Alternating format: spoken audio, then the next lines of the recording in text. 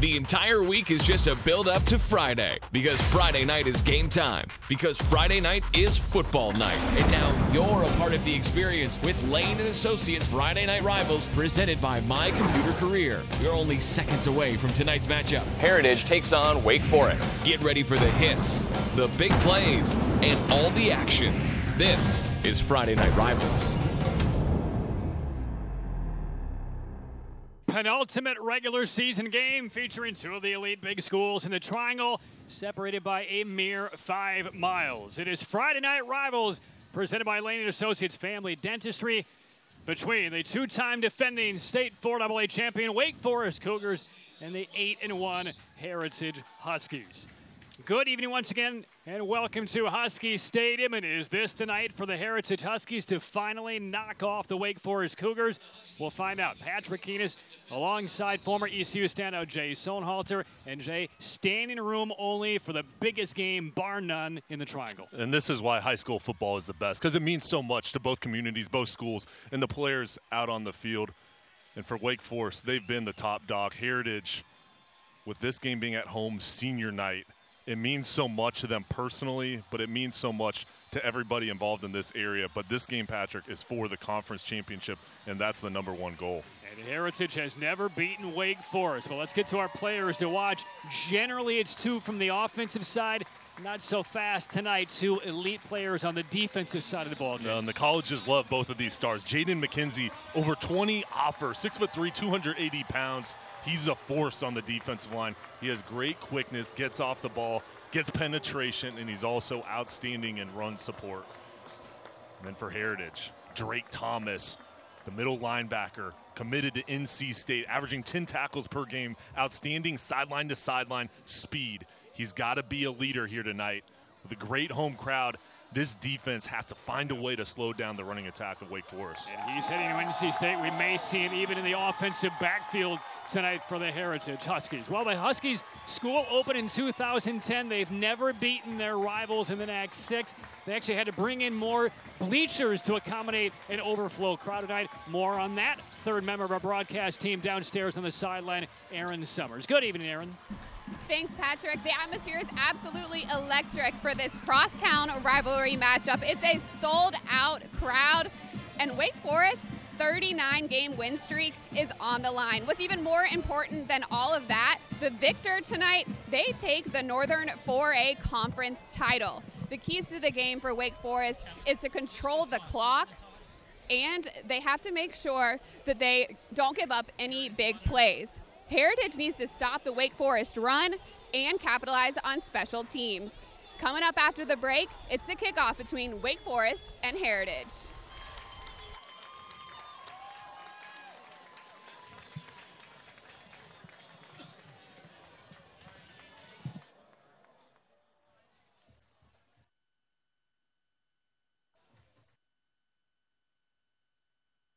I'm a student athlete, which means I'm still learning. I'm still growing. I'm getting important lessons about perseverance, teamwork, determination, respect, and dedication through playing sports at my school. Mom, Dad, Coach, in a few years, I'll probably forget a lot of the details, but I won't forget the lessons I learned. From the way you act towards my teammates, coaches, referees, and other fans.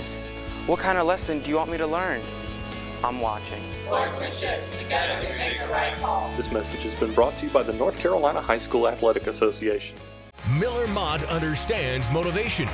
Miller Mott understands goals. Our dental assisting program makes it easier for you to start doing what you love. Kick off your new career education today at Miller Mott College in Raleigh. Plastic bottles in North Carolina are creating jobs in our communities. They are separated, sorted, and packaged by your neighbors. Bottles are ground into small pieces called flake by your friends.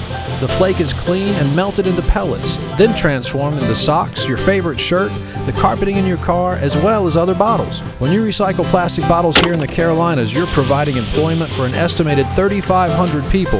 When you recycle your plastic bottles, you're making a positive impact on your community. Your bottle means jobs. Proudly representing the community for years, Ochsner Permar is now proud to sponsor the Scholar Athlete of the Week for MyRDC's Friday Night Rivals.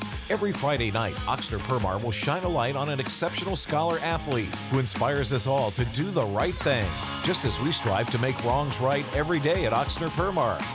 Plus, at the end of the season, one of these All-Stars will receive a $5,000 scholarship provided by Ochsner Permar.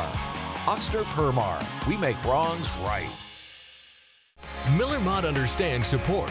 Miller Mott understands success. Our veterinary technology program gives you the support and education you need to become a veterinary technician. Kick off your new career training today at Miller Mott College in Raleigh. It is the NAC 6 game of the year from Heritage High School in Wake Forest. Friday night rivals ready to go. Let's go downstairs for the United States Marine Corps coin toss. The few, the proud, the Marines. Contact your local recruiter today. And there's a look at the coin toss, which was won by Heritage, Jay. And the Heritage Huskies want the football first. They want to be aggressive and make an opening impact here to start the game, especially on the home field here in front of a huge crowd. And it is a sizable crowd in Wake Forest, the two-time state defending champions, kick it off. Whit Kane, a playbreaker on the return, and he's ridden down a short return on the kickoff. And the Wake Forest Cougar defense, they have been leaning on that kind of revamped D from a year ago, averaging only about 10 points given up per game.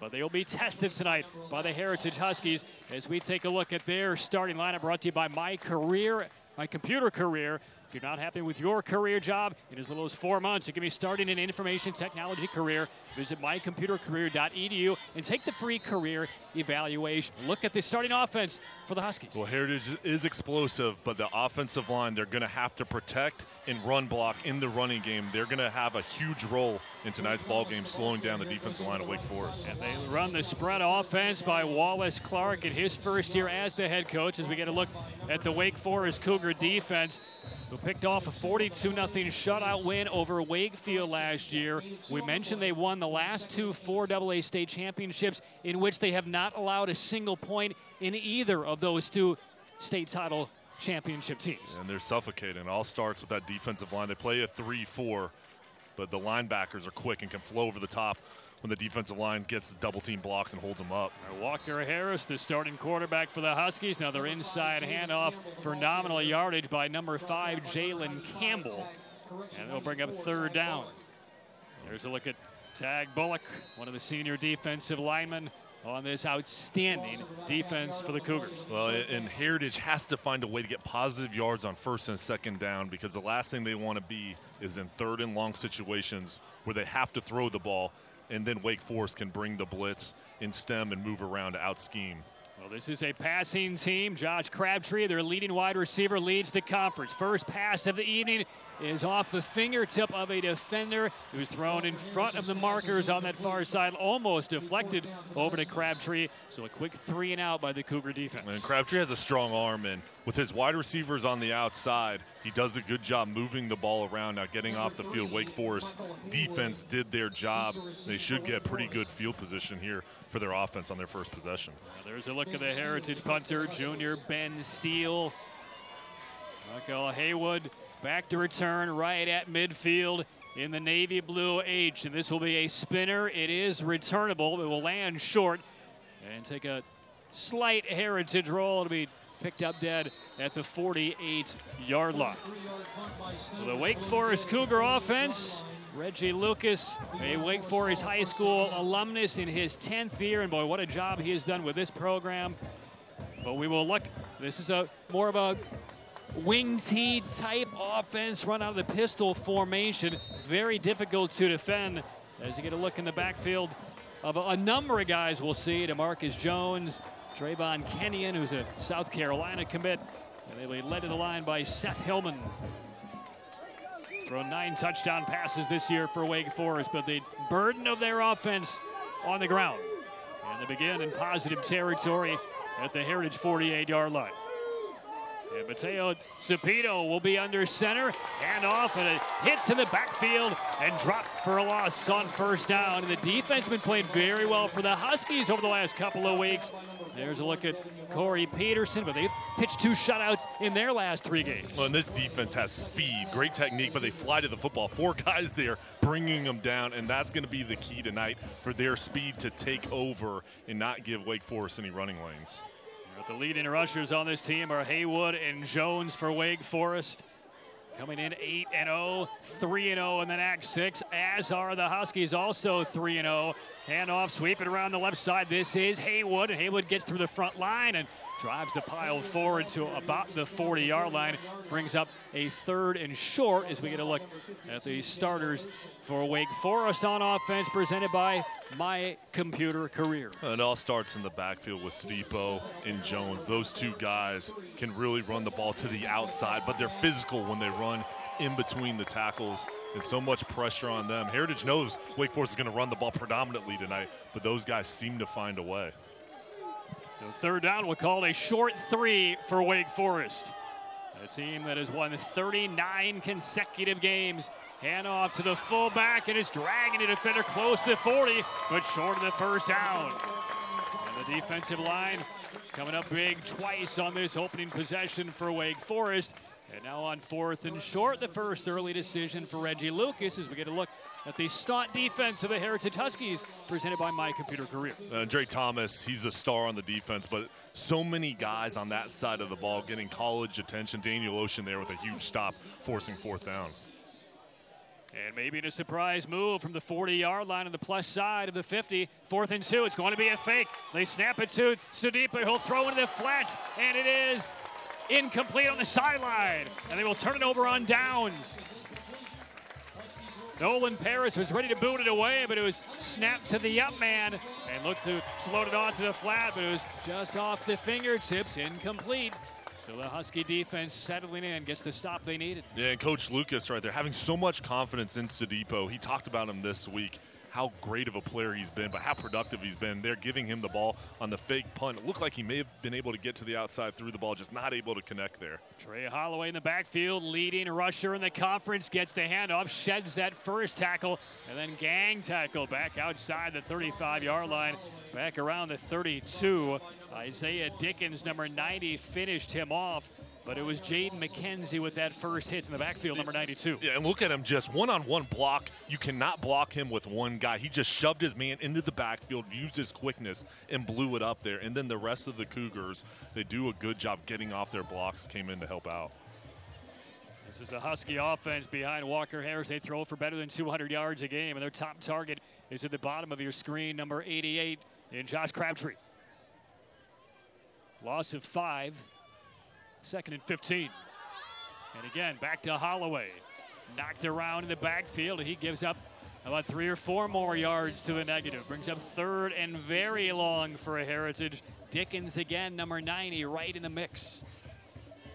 And Heritage trying to run the ball. No success so far. They're going to have to find a way to try to loosen up that run defense, whether that's throwing screens or short passes. You cannot allow those guys to get into the backfield as quick as they are right now. Whit Kane, another one of the top receivers in this Husky team, lines up one of the 3 receivers to the top of your screen. The lefty Harris winds up, looks across the middle, connect to the 40-yard line, breaking a tackle. Ryan Moore into Cougar territory, tackled around the ankles at the 41. 26-yard pickup on 3rd and 18. First down, Heritage. And Harris, just a natural thrower. Great ball to Moore, and then yards after the catch, made a move. And this field is still slick, Patrick. These wide receivers, if they can keep their footing, it's going to be tough for the defenders to try to keep stable ground there. And Moore made the move in an explosive play. You don't always have to throw it deep. Sometimes throw it underneath, let your wide receivers go to work, and Moore did it there. Very early, important psychological play on 3rd and very long for the Huskies. And they're into Cougar territory for the first time tonight. Walker Harris has thrown for almost 1,800 this year. Low snap, looking right. Another cross reception is made by Starcina. And Starcina, positive yards on first down, takes it just inside the 35. We'll give him a 6, 2nd and short. And I like how Heritage now on first down, throwing the ball, changing things up, short passing play, not allowing the defensive line to get pressure. And there, the offensive line holding up just enough for Harris to get the ball off. And for the first time tonight, we'll see Drake Thomas, number 32, our defensive star to watch for the Huskies. He lines up in the backfield as Harris is under center on 2nd and 4. And a fake off to Thomas, looking to throw across the middle, and this ball is picked off inside the 5-yard line, intercepted by Wake Forest. Cahill Watson, the interception for the Cougars. The first long shot down the field denied by Wake Forest. And the Cougars will have it inside their 10-yard line on the first turnover of the game. 5:55 left in the opening quarter. It's the big, massive matchup in the Triangle. Wake Forest and Heritage scoreless. 3 years ago, I was diagnosed with leukemia. If I didn't have health insurance, today I would be dead and my son would be growing up without his father. Congressman George Holding, there are more than 300,000 people in this district whose lives you put in danger when you voted to cut protections for people with pre-existing conditions. Mr. Holding, our lives are not some kind of political game. I'm Linda Coleman, and I approve this message. Climb to new heights with Launching Pad's Flight Training Wall. Can you and your friends make it to the top? And then take the leap into our foam pit. All this and so much more, all for one price. Only at Launching Pad in Raleigh. You asked, and it's back. The Papa John's Double Cheeseburger Pizza brings cheeseburgers and pizza together again. It's the best reunion ever. For $11, get a large pizza with double beef, zesty burger sauce, cheese, Roma tomatoes, and pickles.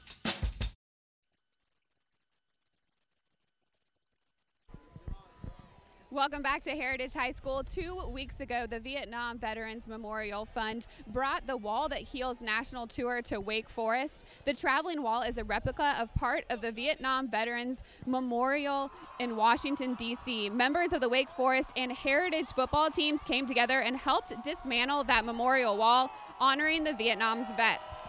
I'm joined by Staff Sergeant Acosta. If one wanted to get into the Marines, how would they find a recruiter near them? Absolutely. So the fastest way to find a recruiter is go to the local Facebook page. So for me, it's Ricardo Leo Acosta, Staff Sergeant Acosta. Look me up. Also go to Marines.com and put in information, and it'll give you the local recruiter's name and contact information to get a hold of them. Thank you. Thanks.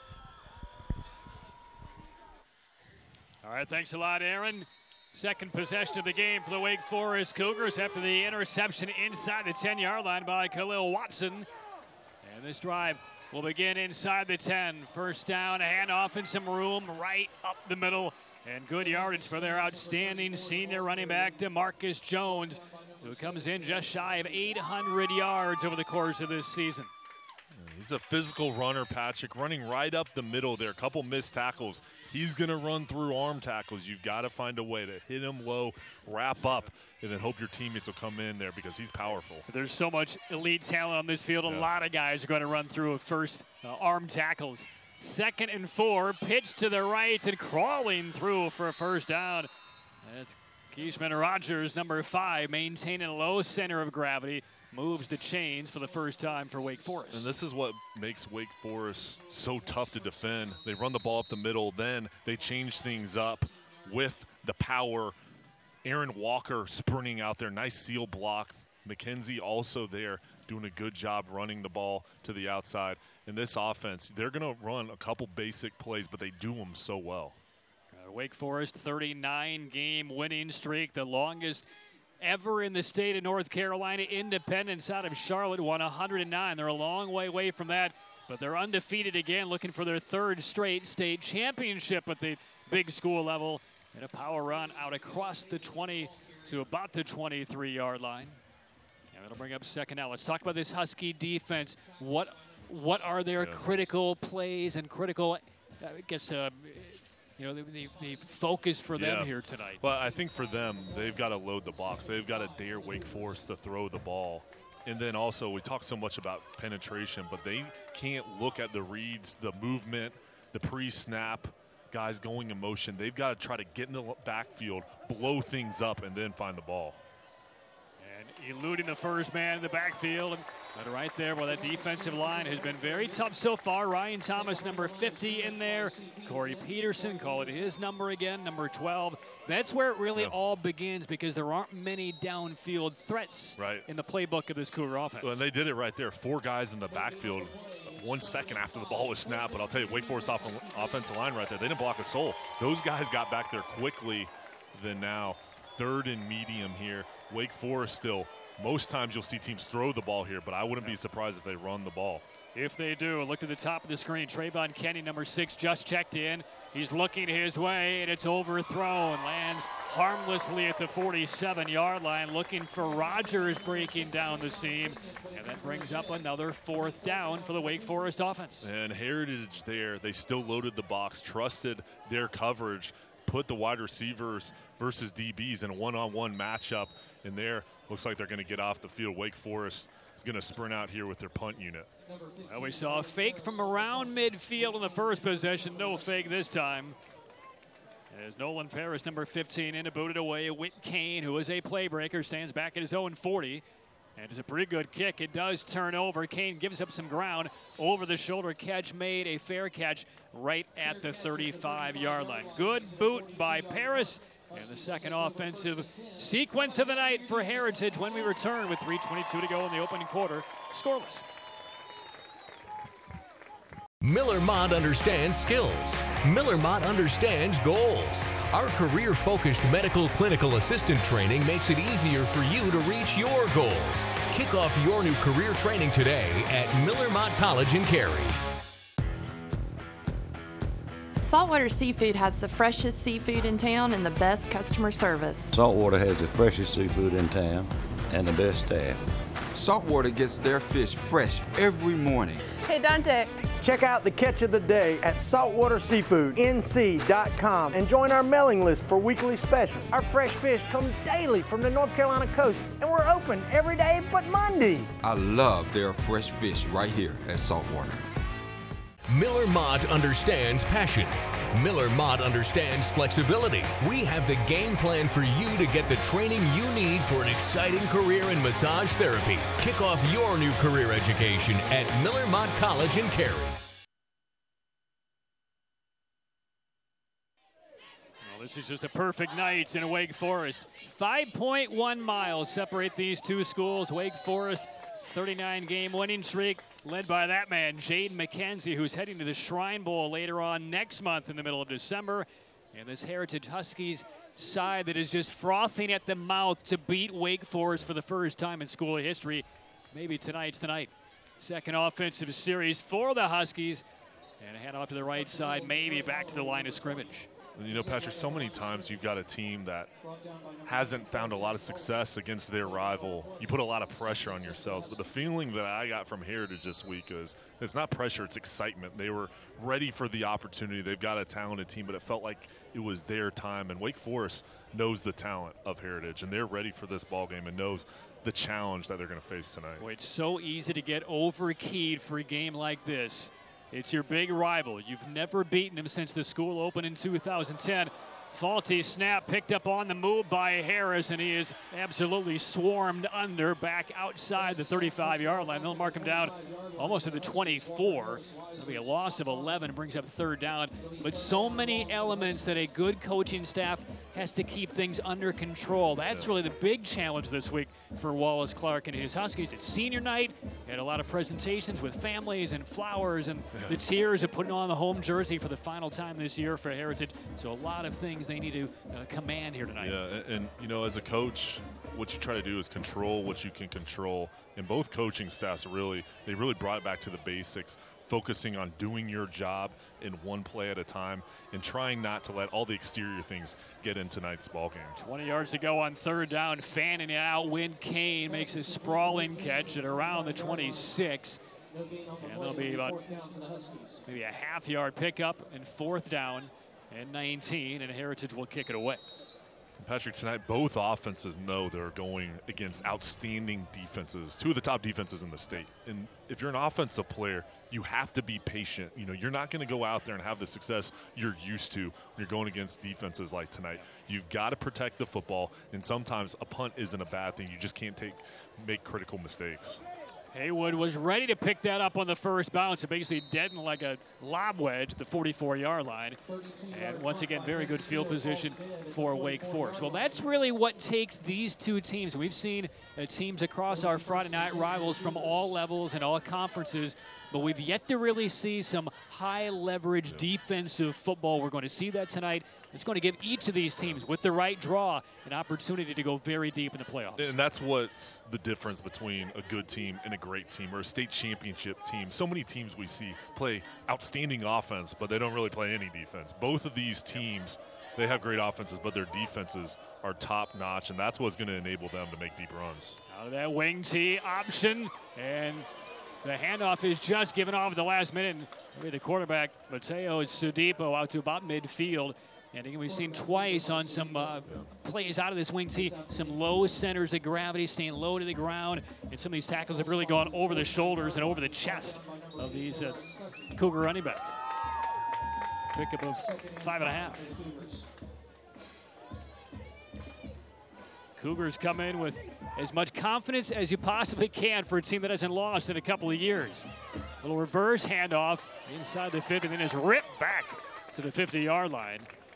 That's Rogers on the carry. It'll bring up 3rd and short for Wake Forest. And Rogers, not a lot of room to run there. Aaron Walker coming across on the counter play.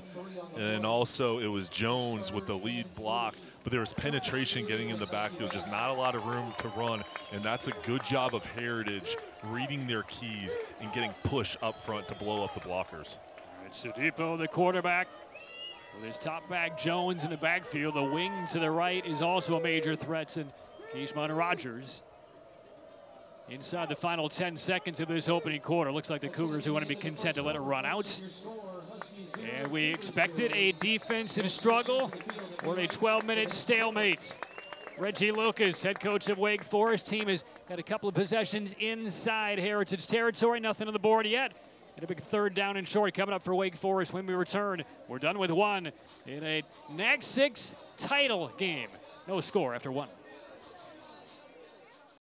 In Miami,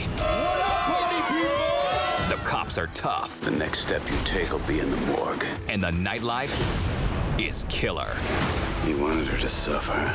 Let's make sure he does. I've got to go. CSI Miami. Tonight at 10 on MyRDC 28.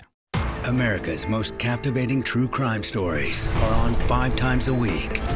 Dateline. Tonight at 11 on MyRDC 28. Politics of fear and untruth are driving us apart and putting our democracy at risk. Now, George Holden is trying to use it against me because he doesn't want you to know that he put insurance companies first when he voted to take away health care from 13 million Americans. I'm Linda Coleman. I approve this message. The attacks against me are false. And in Congress, I will always put you first. Stepping into the unknown, it can be difficult to find the way.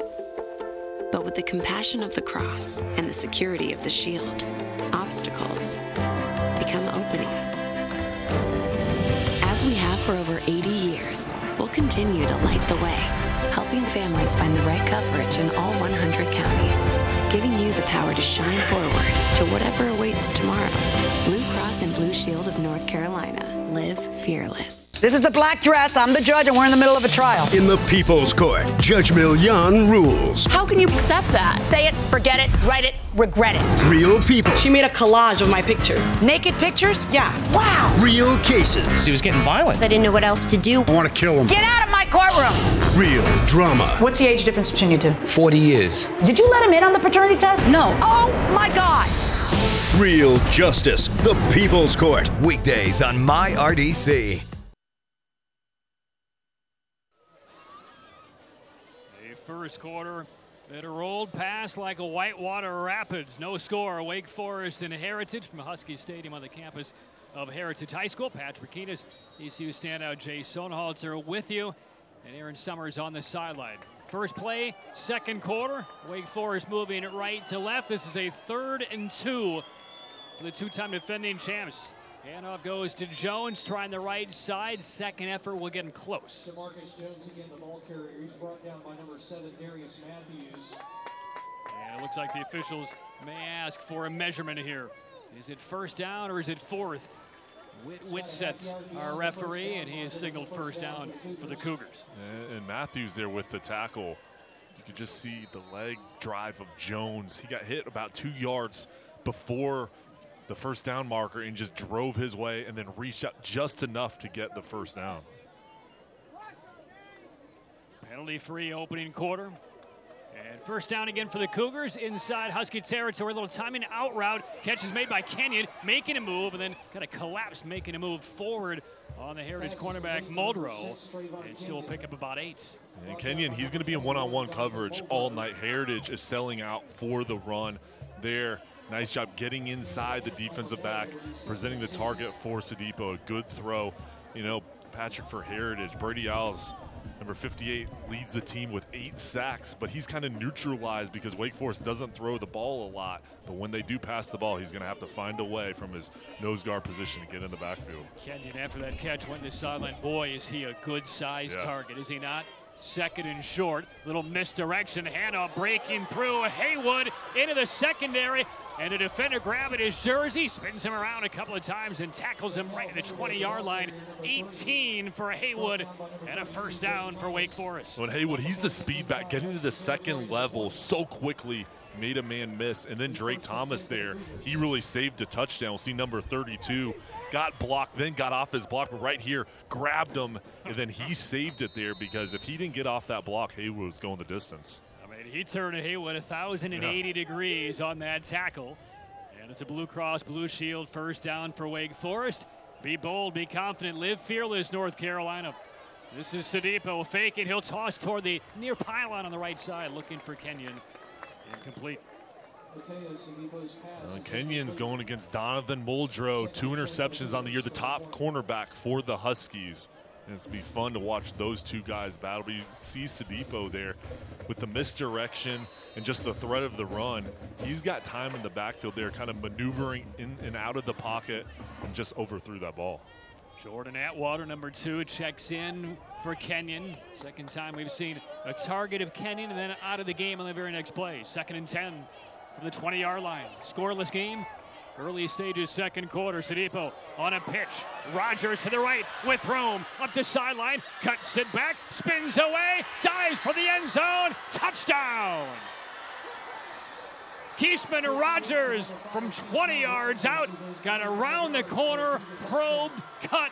Dove. And the first touchdown of the game belongs to the 2-time defending champions. Great job by Sadipo here on the option. We'll look at him hold on to the ball just long enough, then give it off to Rogers. And then there, a missed tackle, and Rogers using his speed to dart down the sideline.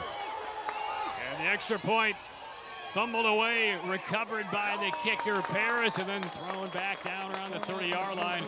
So the PAT fails. A 6-0 lead for Wake Forest. And in a game like this, where we will feature a little bit of offense, a lot of defense, special teams could play predominantly in this contest. It's going to be huge, and you never know what play is going to make a huge impact on a game. Usually it's about 3 or 4 plays in a ball game that you say, hey, listen, either if we would have made those plays or take them back, that could be the difference. And anytime you miss an extra point opportunity there, you always feel like you have to play catch up or go for 2. Now, Wake Forest has the lead right now. We'll see if that comes back to bite them. There's a look at Wallace Clark, head coach for Heritage, named head coach, promoted from his assistant role back in late January when Dwayne Washington resigned. Wallace, an 8-year assistant coach with his Heritage program that has turned things around. I mean, they haven't experienced this type of sustained success really since the school was opened up back in 2010, and then football joined the varsity level a couple of years later, because when the school opened, it was only for 9th and 10th graders, and they had to wait for varsity football as they finally had varsity players age-wise. Cougars will kick it away. It's a good kick, lands inside the 10, and that'll be Kane picking it up, falling on the football about the 5-yard line. Ball falls dead at the 5-yard line. Kane falls on it. Kane covering it up as we take a look at the Saltwater Seafood scoring summary. Saltwater Seafood Market and Fry Shack, fresh seafood daily.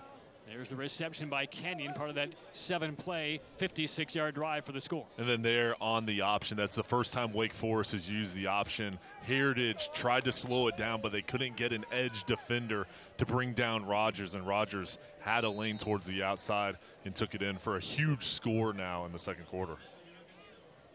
And there is an enormous crowd at Husky Stadium Extra bleachers were brought in to accommodate this big crowd. Again, the schools are only about 8 minutes apart.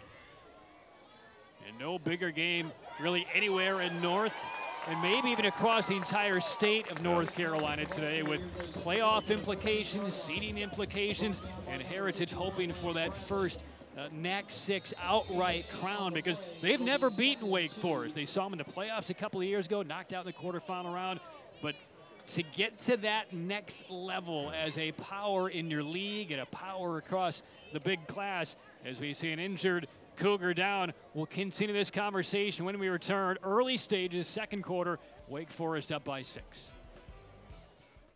Miller Mott understands skills. Miller Mott understands goals. Our career-focused medical clinical assistant training makes it easier for you to reach your goals.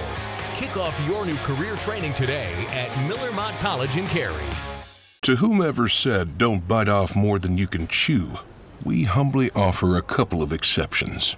Introducing the all-new buttermilk and hand-breaded Southern Sweet and Smoky and Southern TLC chicken sandwiches. One has sweet pickles, shredded lettuce, smoky backyard sauce, and a potato bun. The other is an undeniable classic with lettuce, tomato, and mayo. Zaxby's. Friends. Family. Flavor. Order ahead on Zaxby's.com or use our app to skip the wait. Miller Mott understands passion. Miller Mott understands flexibility. We have the game plan for you to get the training you need for an exciting career in massage therapy. Kick off your new career education at Miller Mott College in Cary. 9:59 left in the first half. 6-0 lead for the Wake Forest Cougars on a rivalry night in the NAC 6. A reminder coming up, the Hendrick Chevrolet halftime report, where this week we'll have our Oxnard Permar Scholar athletes participating in school interviews with the principals, highlights from all across the country, and more. Find new roads today at hendrickchevrolet.com. On second and short, carry to the right side. That'll be Thomas. It'll be marked, it looks like, just a tad short. Waiting on the spots, and it looks like it's going to be third down. For Drake Thomas, playing both ways, going to NC State next year, but he's had such a great career. This game means so much to him. He wants to beat Wake Forest and get that off his list of things to do as he heads into next season. But he's such a great player. But on offense here, he's really a hammer in the running game. A yard to go on third down, and Harris looking to throw left side, and the catch with enough to move the chains. Whit Kane on the reception. Gutsy play deep in your own territory on 3rd and 1. Well, and Coach Clark has confidence in Harris throwing the ball. And Whit Kane, the junior wide receiver, great route runner. We'll see him here maneuver, getting to the outside, great ball, and then Kane. That's a tough catch, especially when you know you're going to get hit and how critical it is on third down. He followed it all the way in and took the hit. So it's first down just outside the 20-yard line. Low snap, skids right past Harris's feet. Here comes the pressure, and he'll heave it into the Cougar sideline. Saves his sack, keeps possession. 2nd and 10. And Patrick, that's a heck of a play by Harris right there. That could have been disaster, that snap, rolling on the ground by Harris. Not only just picking the ball up and not jumping on it for a huge loss, he got rid of it and living to fight here on another down. But plays like that, you're not going to see it on the stat sheet, but that's a very smart play by the junior quarterback. But you can't have those type of plays in a game like this. It's going to be dominated by defense. You can't sacrifice it down if you're Heritage. Yep. 2nd and 10 from the 20. 4-receiver formation. Harris swings it out. It's right off of the fingertips of Campbell. And he had some room because the guy spying on him, Smith, was giving him some territory near that sideline. So now we've seen a bad snap on first down, a drop screen by the safety valve out of your backfield on 2nd down. 3rd and 10. That's an absolute catchable ball as you see the reaction from Campbell. And that's one of those cases where you're trying to run before you hold the ball and gain possession. For Heritage, you're right now on the first down play, bad snap there, missed opportunity. So 3rd and 10. But these are mistakes that you just talked about. You can't have those against Wake Forest. That's so fundamentally sound. All right, let's watch for Crabtree. Top of your screen on 3rd and 10. Kane in the slot. Harris looking his way, and he underthrew it and nearly intercepted by the Cougars, which would have been inside the 30-yard line. Devon Grant had that ball come to him almost a little bit before he was ready, because he was on the front side of that receiver on the right side. Yeah, Logan getting pressure there. Now, Whit Kane ran an outstanding route. It was a corner, but Harris threw the ball too shallow, and Grant from his linebacker position just kind of flowed back, broke on it. But if he would have caught that, that would have been a pick six, Patrick.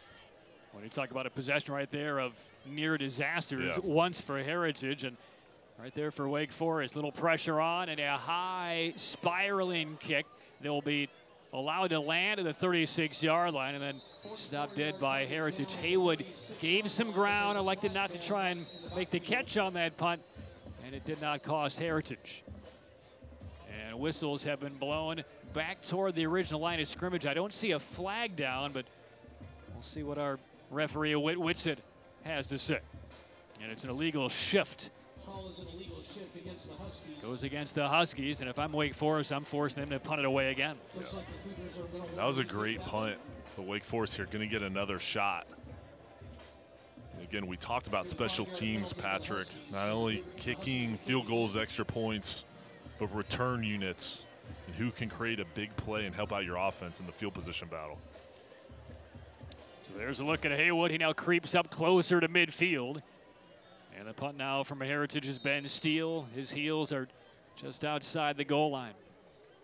8:44 left first half, 6-0 Wake Forest.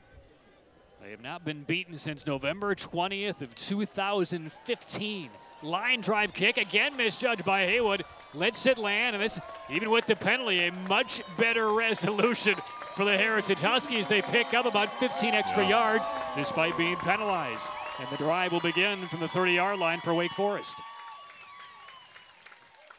Ben Steele flipping the field position, and it's windy out there too. It's tough for these returners to gauge where the ball is. And there, Steele drove it into the wind, got a nice roll. 6-0 lead for Wake Forest on the 20-yard touchdown run by Rogers.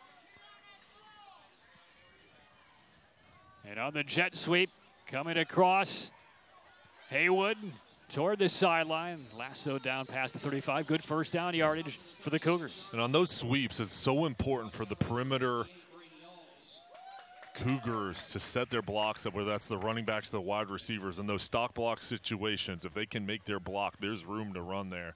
And a pretty good job by Heritage getting off their block, but still the Cougars getting positive yards. Well, let's talk about the job that Reggie Lucas has done with his Wake Forest program. 16-0 a couple of years ago en route to their first state championship. Followed that up by going 15-0. In the last 8 years, they played for the state championship 5 times. Got beat back-to-back years by Mallard Creek. But they have lost a lot of high-level talent. They continue to reload. The biggest name clearly out of that group is Bryce Love, who went on from Wake Forest, played at Stanford. He was the runner-up for the Heisman Trophy just last year. Yet here they are again with Jones in the backfield, Haywood in the backfield, Rogers in the backfield, and a lot of wide receiving talent when they need it. It's amazing all the college prospects they've had, and especially on the defensive side of the ball, the defensive line, Dexter Lawrence as well. And it's crazy to think that Dexter Lawrence and Bryce Love could be potential first-round picks this year from the same high school. There's 1 year separation. Love a senior, Lawrence a junior, and then also Devon Lawrence, his brother, as a running back last year. 3rd and short. Sadipo hands off. Haywood gets through. Haywood in midfield. Breaks an ankle tackle. There goes Haywood. Touchdown, Wake Forest. Number 3, Markel Haywood. 61 yards. 61-yard touchdown. Markel Haywood. And Wake Forest making another conference statement against their nemesis from a handful of miles away. 2 touchdowns in the second quarter. It's 12-0 Wake. On the offensive line, do an outstanding job. And then just the second level speed, you see it take over there. Heritage could not catch up. It just seems like this Wake Forest offense now, they're running downhill. The offensive line is getting pushed, and then their running backs are so talented. And once they get to the outside, they're tough to catch. 61-yard scamper by Haywood. Extra point missed. It was 6:54 left in the opening half. Wake Forest on top of Heritage, looking for number 40 in a row. It's Wake Forest 12, Heritage nothing. Your vehicle search ends here. Hendrick Chevrolet in Cary has North Carolina's largest selection of new Chevys, plus up to $15,000 off MSRP. Find new roads at HendrickChevrolet.com. That's the power of Hendrick. Politics of fear and untruth are driving us apart and putting our democracy at risk.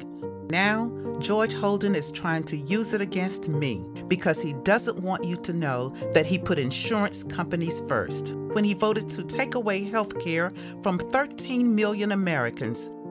I'm Linda Coleman. I approve this message. The attacks against me are false. And in Congress, I will always put you first. Your vehicle search ends here. Hendrick Chevrolet in Cary has North Carolina's largest selection of new Chevys, plus up to $15,000 off MSRP. Find new roads at HendrickChevrolet.com. That's the power of Hendrick.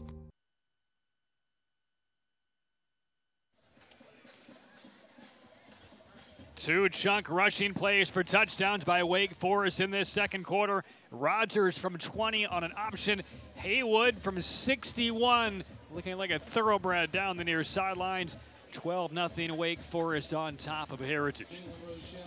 Ready for the Lane & Associates kickoff, brought to you by Lane & Associates Family Dentistry. We love to make you smile.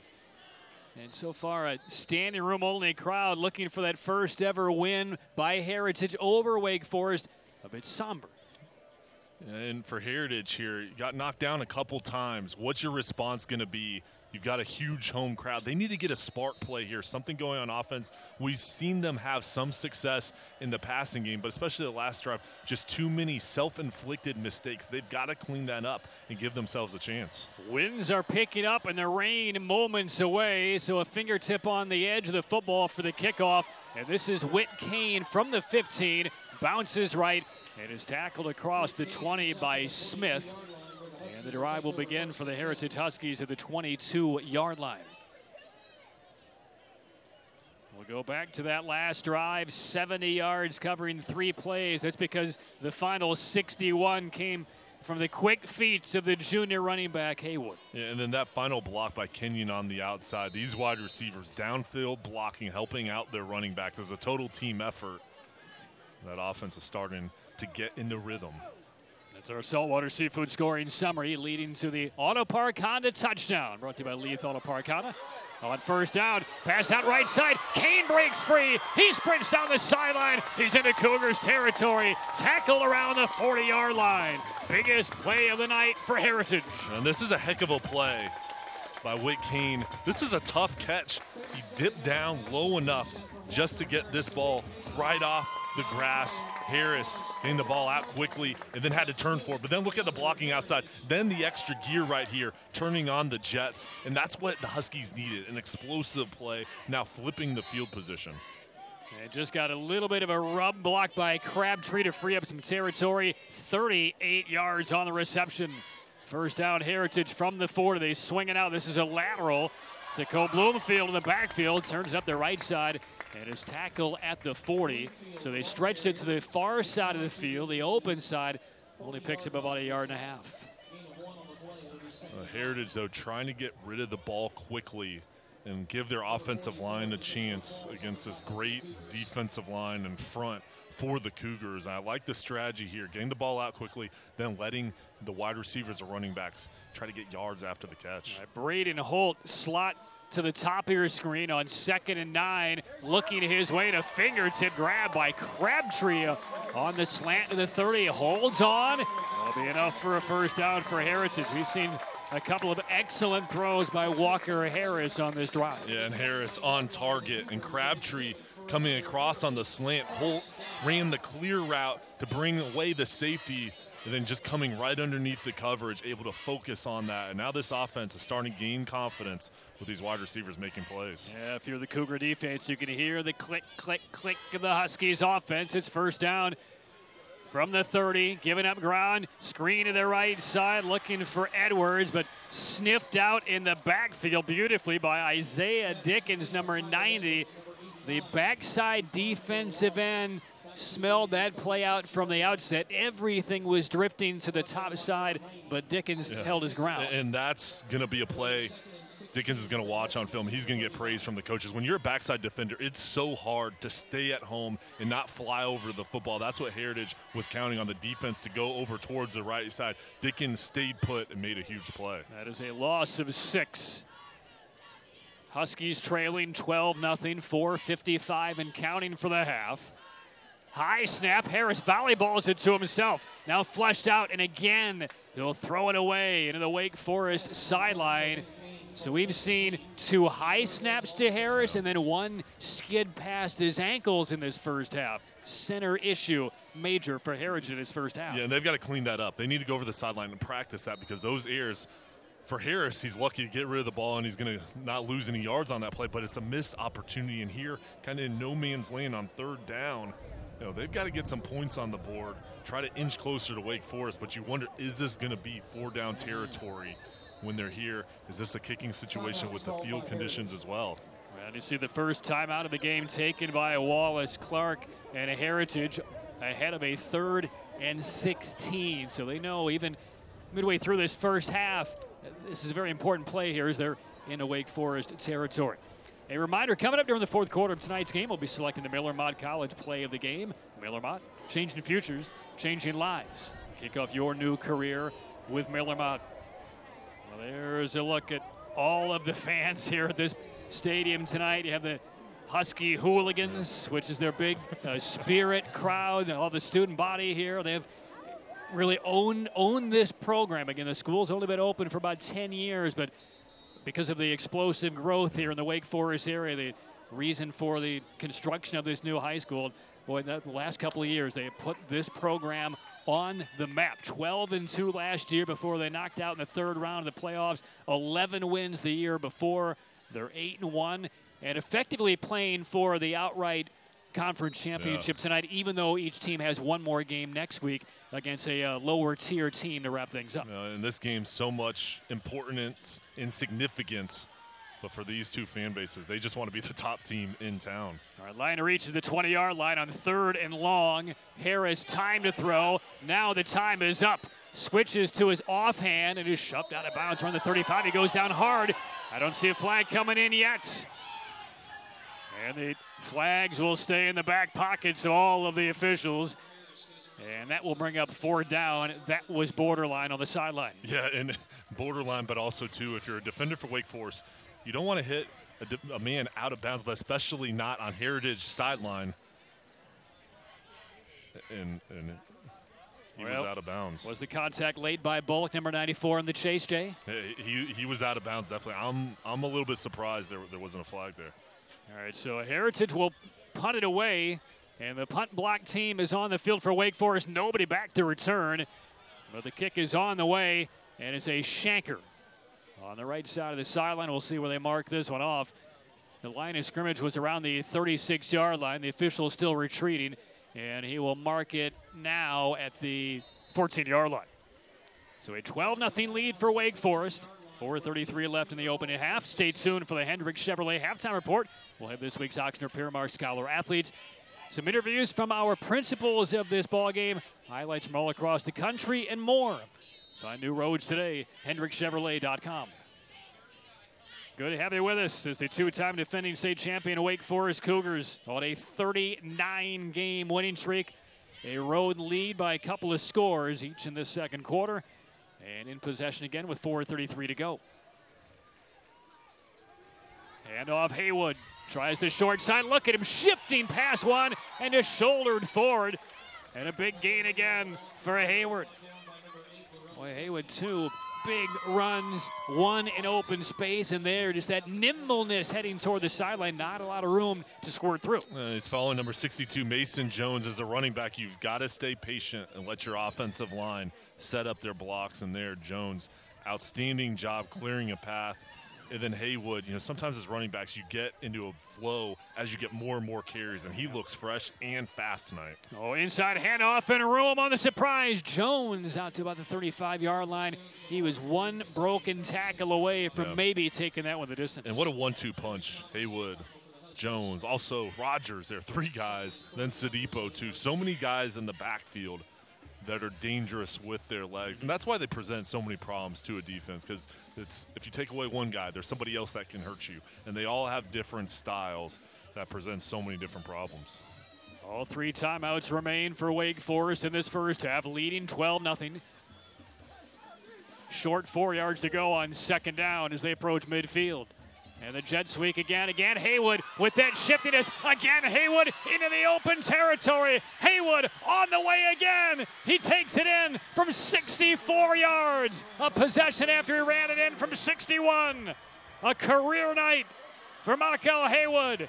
And it's 18-0 Wake Forest.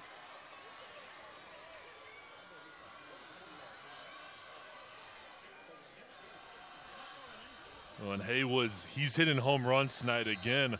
Another outside running play with the counter action. And then here, just the speed.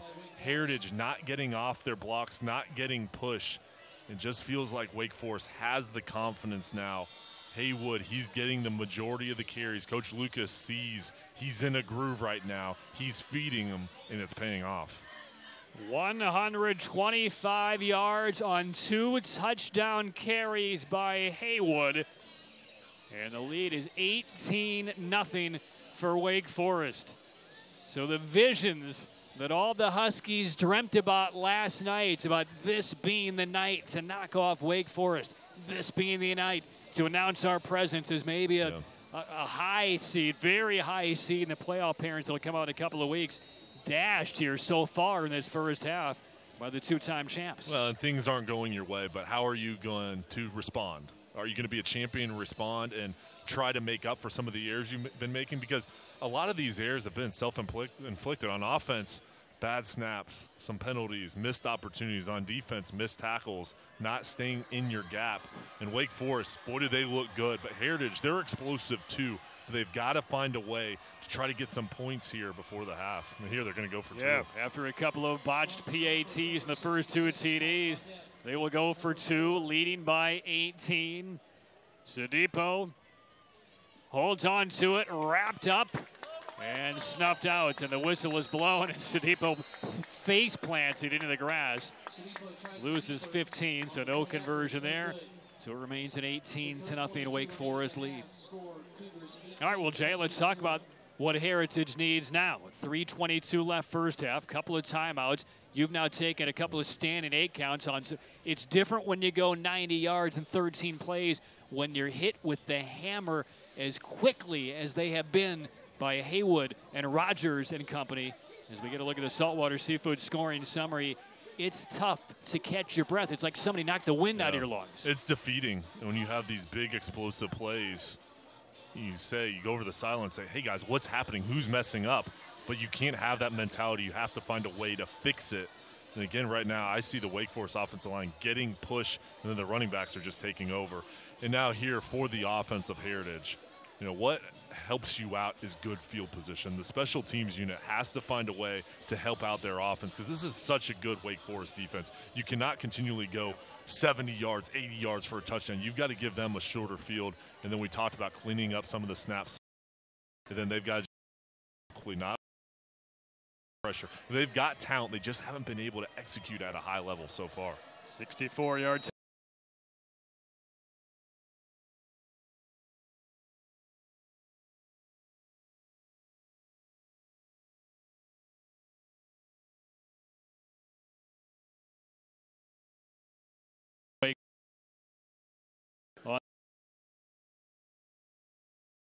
Wake Forest with Heritage.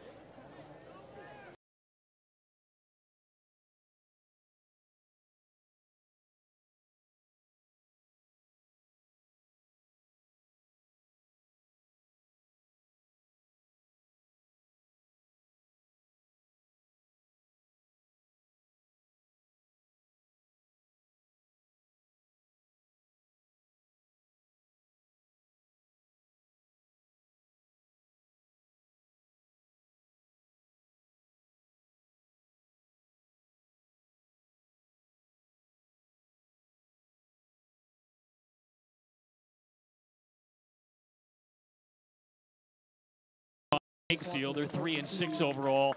Wake Forest will finish with Corinth Holders. They are 3-7 and 0-4 in conference play. So by every every data point, this is the game that will determine the league championship. Yeah, this is it, and both of these teams know that. You know, as this week's preparation went on, they could feel the importance of the game. And again, we talked about taking it back to basics, doing your job. That's what you have to focus on as a football player. You can't think of all the implications and what the game means to the scale. But so far, you know, in this game, it's been Wake Forest. Big drive begins at the 34-yard line, slinging across and broken up at the very last minute by the fingertips of Smith. Well-thrown ball right at midfield. And looking for Crabtree, 2nd and 10. This was an outstanding play by Smith, getting his hands there, knocked the ball away at the last minute. Now, the luxury Wake Forest has is with their defensive line and linebackers, they feel like they can get pressure. Guys, they don't have to bring a blitz, so they're playing safeties.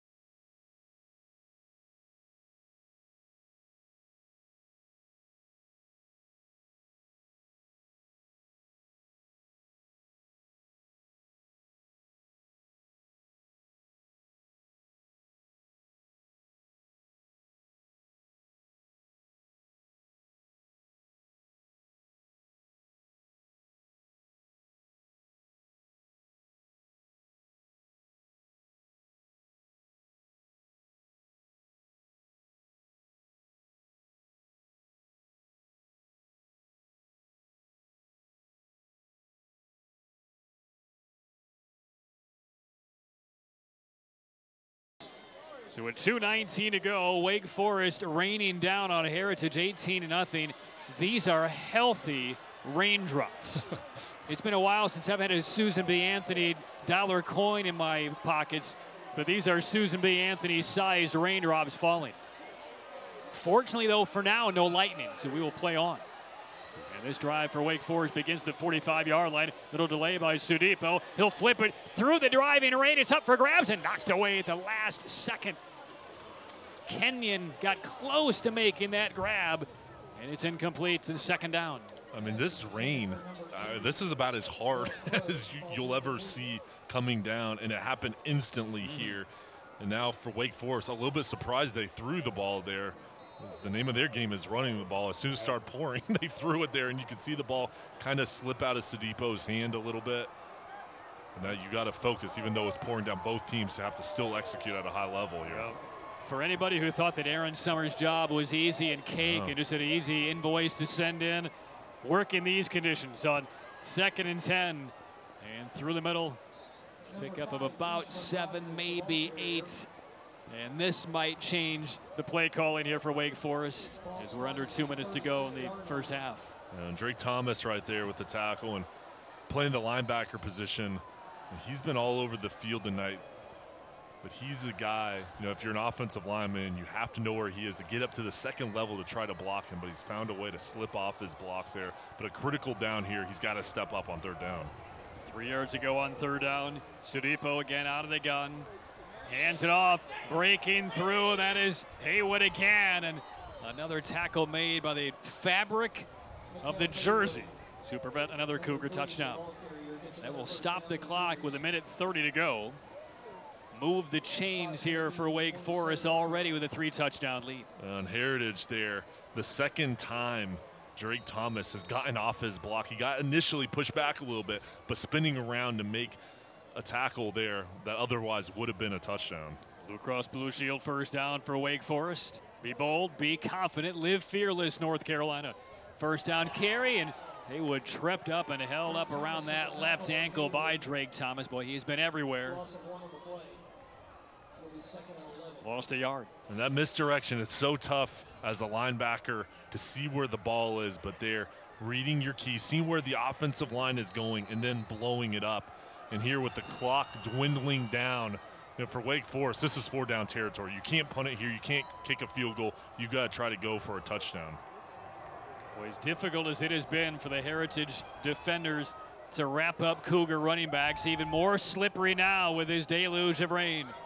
Sadipo will keep it. He finds room down the right seam, cuts away, got out of an ankle tackle, and then he's thrown down near the sideline. Big yardage for Sadipo. Should be enough for another Wake Forest first down as we reach 29 seconds left in the first half. Sadipo so slippery as a runner there. Looked like he was maybe going to throw it, but then just followed the offensive line, stayed patient, and then broke through. Aaron Walker, the offensive line, made the key block there. And now here, still plenty of time with the timeouts for the Cougars to get some plays and to try to get in the end zone. Yeah, Wake Forest will take one of those timeouts now, 29.8. When you're up by 18 points, you don't mind the rain if you're in the student section. As Wake Forest has it back inside the Wake 86 at green zone. Help keep Wake County litter-free in 86er trash. Well, this rain, while not welcome, not a big surprise. Most of the fans came prepared with big oversized golf course umbrellas. Others are wearing ponchos, maybe some hefty trash bags like I used to wear when I was detasseling corn when I was 13 years old growing up in central Illinois. Yes, that was a job. $3.35 an hour. You get in the back of a pickup truck at 5 in the morning, go to the cornfields, walk through every row, taking the tassels off the corn. Then it'd be 90 at noon. Off comes the trash bag. And your arms get all sliced up with the stalks of corn. That sounds tough. I never had to do anything like that. Yeah, so you're a little bit tougher than me. This is great though. We got a roof over our head. We're in the booth. Feel bad for everybody outside, but we're dry. I still have nightmares about Cargill Incorporated. It is a first down for Wake Forest. Sadipo on a flip on the reverse. There goes Kenyon down the right side. High stepping toward the end zone. Touchdown, Wake Forest. Trayvon Kenyon from 12 yards out with 23 seconds to go in the first half. And 3 different backs for 4 Wake Forest touchdowns in this second quarter alone. And Patrick, that's one of those plays you kind of save in your bag of tricks for a moment when you need it. The rain pouring down and the Cougars getting ready to go into the end zone. They knew they needed a spark play, and Kenyon going through there on the reverse for a huge scoring touchdown. 24-0 Wake Forest.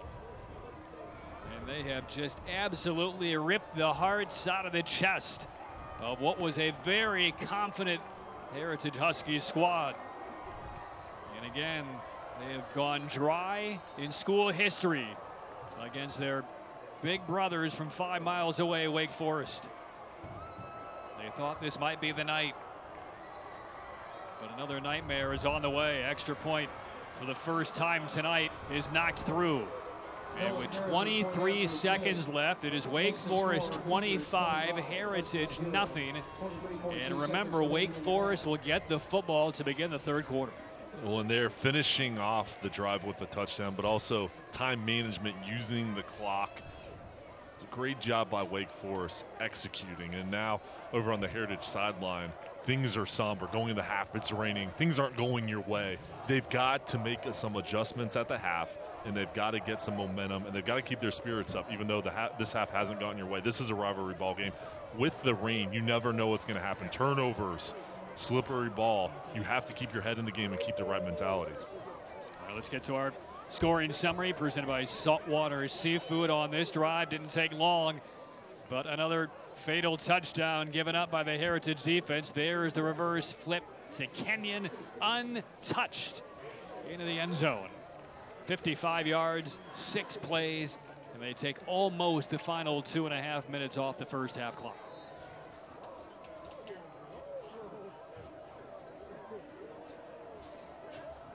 And the approach and the boot.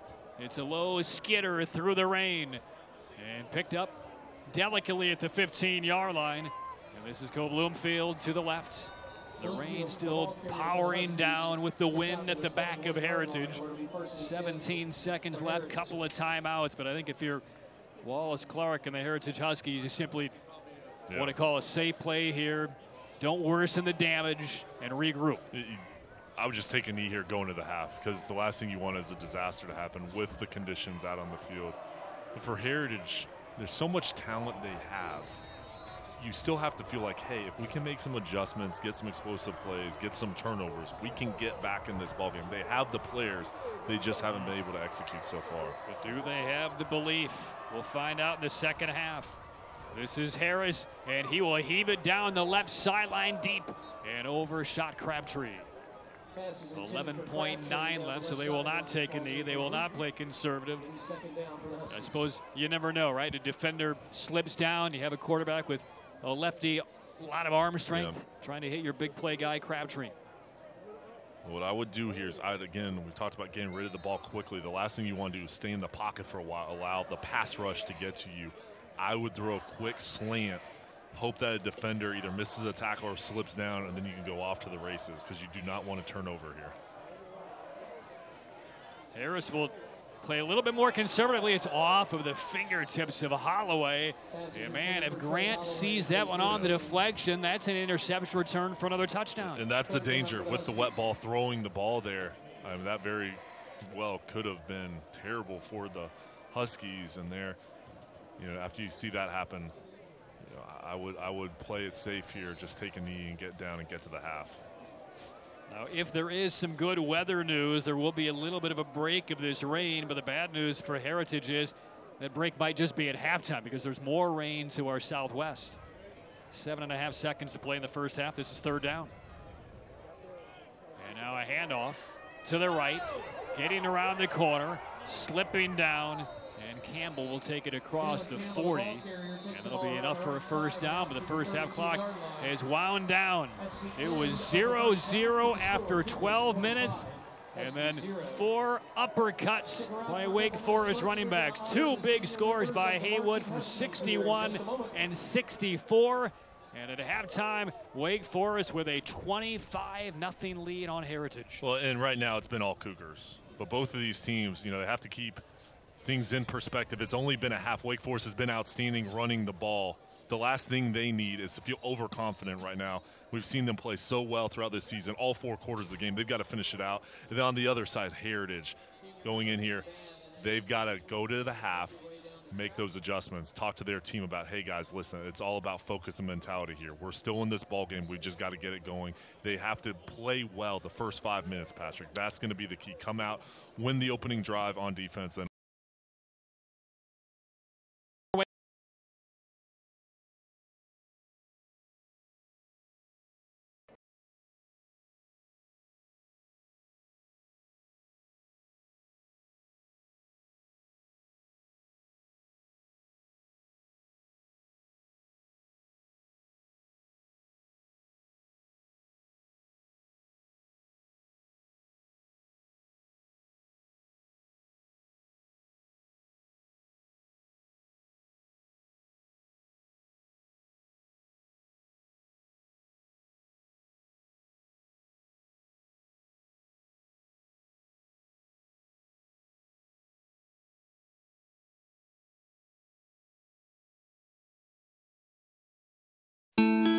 Sportsmanship.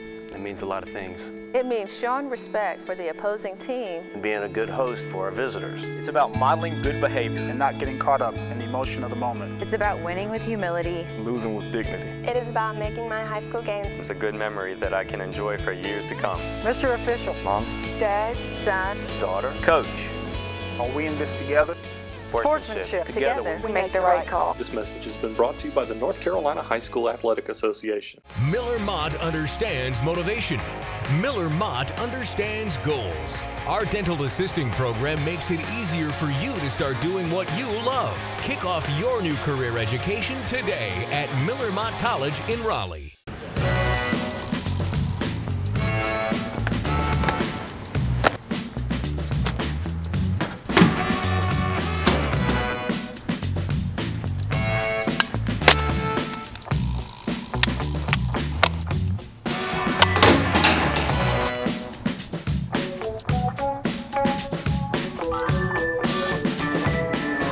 It doesn't matter how you do it, just 86 it. Get ready for this week's matchup. Heritage takes on Wake Forest. Lane and Associates Friday Night Rivals presented by My Computer Career. Watch each week as the area's best high schools take the field and battle for victory. Pride, determination, and the will to win. Experience it all live. The best matchups every week. Lane and Associates Friday Night Rivals presented by My Computer Career. Miller Mott understands support. Miller Mott understands success. Our veterinary technology program gives you the support and education you need to become a veterinary technician. Kick off your new career training today at Miller Mott College in Raleigh.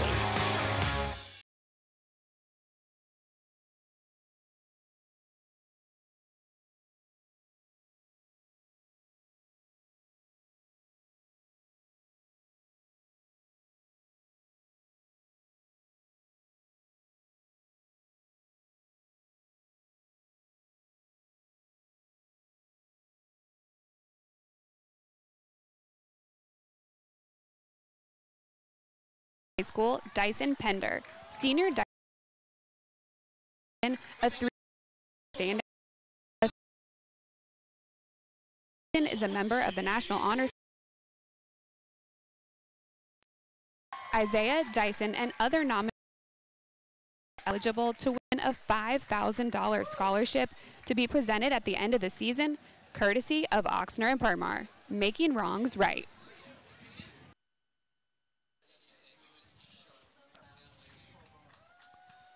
$25-0 halftime score. Wake Forest leading Heritage. We're coming back. More of the Hendrick Chevrolet halftime show from rainy Wake Forest.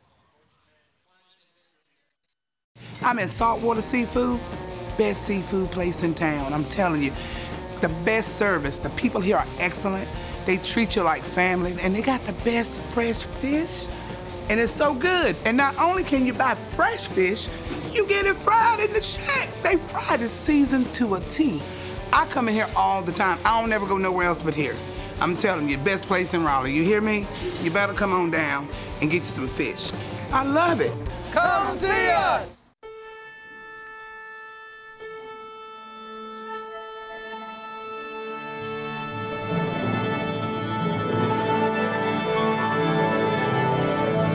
Take on your retirement with the Medicare plan from the name trusted for over 80 years statewide. Here for today and whatever comes next.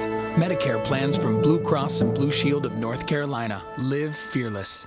Learn more about Medicare plans to fit your needs at shopmedicarenc.com. This is the black dress. I'm the judge, and we're in the middle of a trial. In the People's Court, Judge Millan rules. How can you accept that? Say it, forget it, write it, regret it. Real people. She made a collage of my pictures. Naked pictures? Yeah. Wow. Real cases. He was getting violent. I didn't know what else to do. I want to kill him. Get out of my courtroom. Real drama. What's the age difference between you two? 40 years. Did you let him in on the paternity test? No. Oh, my God. Real justice. The People's Court. Weekdays on MyRDC.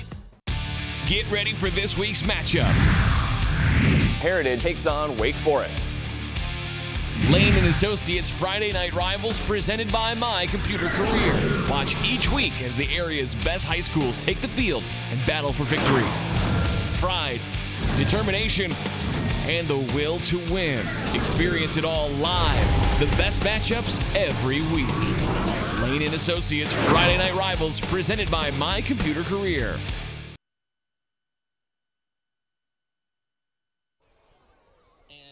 Welcome back to Heritage High School. Wake Forest has a 25-0 lead at the half. I'm joined by Patty Handler, the principal at Wake Forest High School. You have a 39-0 game winning streak on the line here tonight. What does a winning streak like that and the success that your football team have on the student body? So it's all about the community. Wake Forest in itself is a part of who we are. It takes more than just the school. It takes the staff, the parents, the community, and it's all about relationships. It's the relationships that we have with the staff, the coaches, the students, their parents, their families. It takes everybody to get where we are today. We are all one. Thank you. I'm also joined by Heritage Principal Scott Lyons. Sold out crowd here tonight. A lot of energy in the stadium. What are you excited about for your academics? Our academics have been doing great this year. We are very excited about our results from last year. All of our subgroups show growth in all areas, and our test scores went way up and our graduation rate increased. So we're always excited, and it's always a good rivalry game here on the Fight for the Forest. So, but it takes a whole village, and our staff has done a great job, and parents. So thanks, Scott. Stay tuned. We'll be back with more from the Hendrick Chevrolet Halftime Report after this. Your vehicle search ends here. Hendrick Chevrolet in Cary has North Carolina's largest selection of new Chevys, plus up to $15,000 off MSRP. Find new roads at HendrickChevrolet.com. That's the power of Hendrick. Politics of fear and untruth are driving us apart and putting our democracy at risk. Now, George Holden is trying to use it against me because he doesn't want you to know that he put insurance companies first when he voted to take away health care from 13 million Americans. I'm Linda Coleman. I approve this message. The attacks against me are false.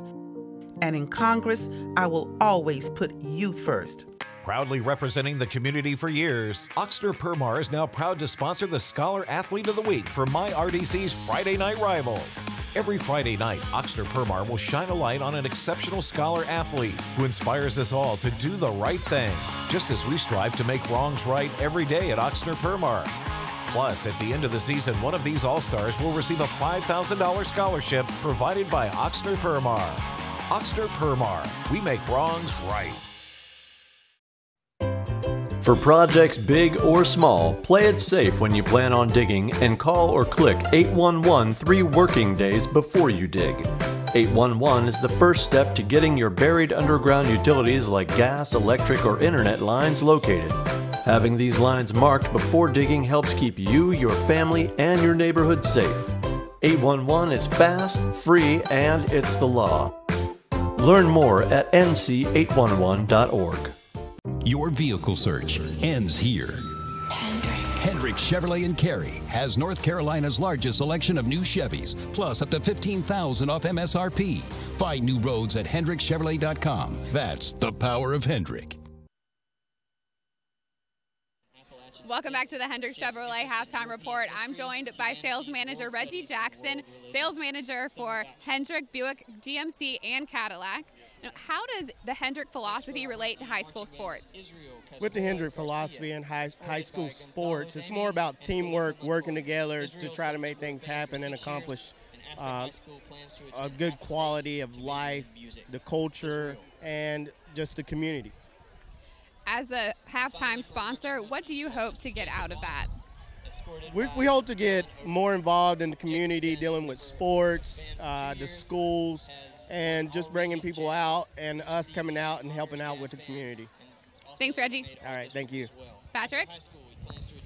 All right, thanks a lot, Aaron. 25-0, the halftime score. Wake Forest on top of Heritage in this NAC 6, essentially title game of the conference. So we'll take a look at some first half highlights and a big second quarter explosion for Wake Forest. We saw several chunk plays. Rogers took in the first score on the option pitch from 20 yards out.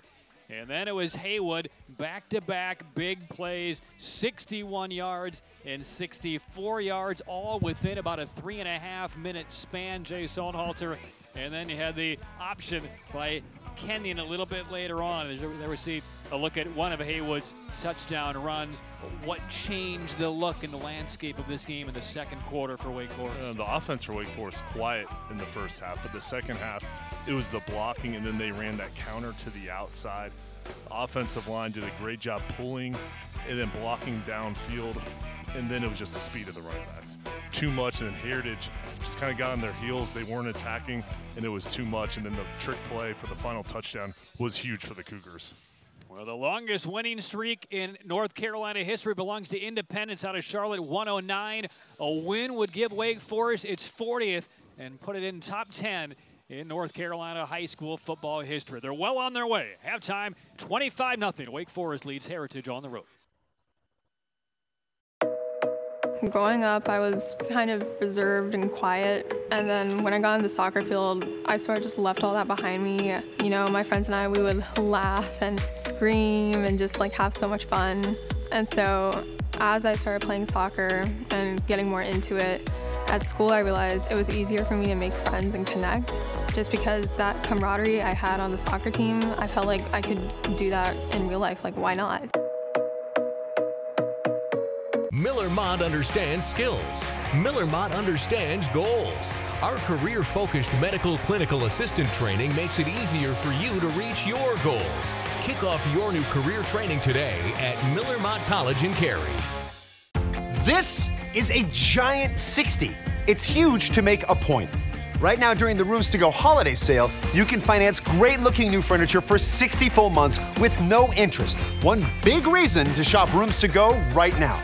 Save on great-looking rooms at irresistible Rooms to Go prices and take 60 months to pay with low interest-free monthly payments.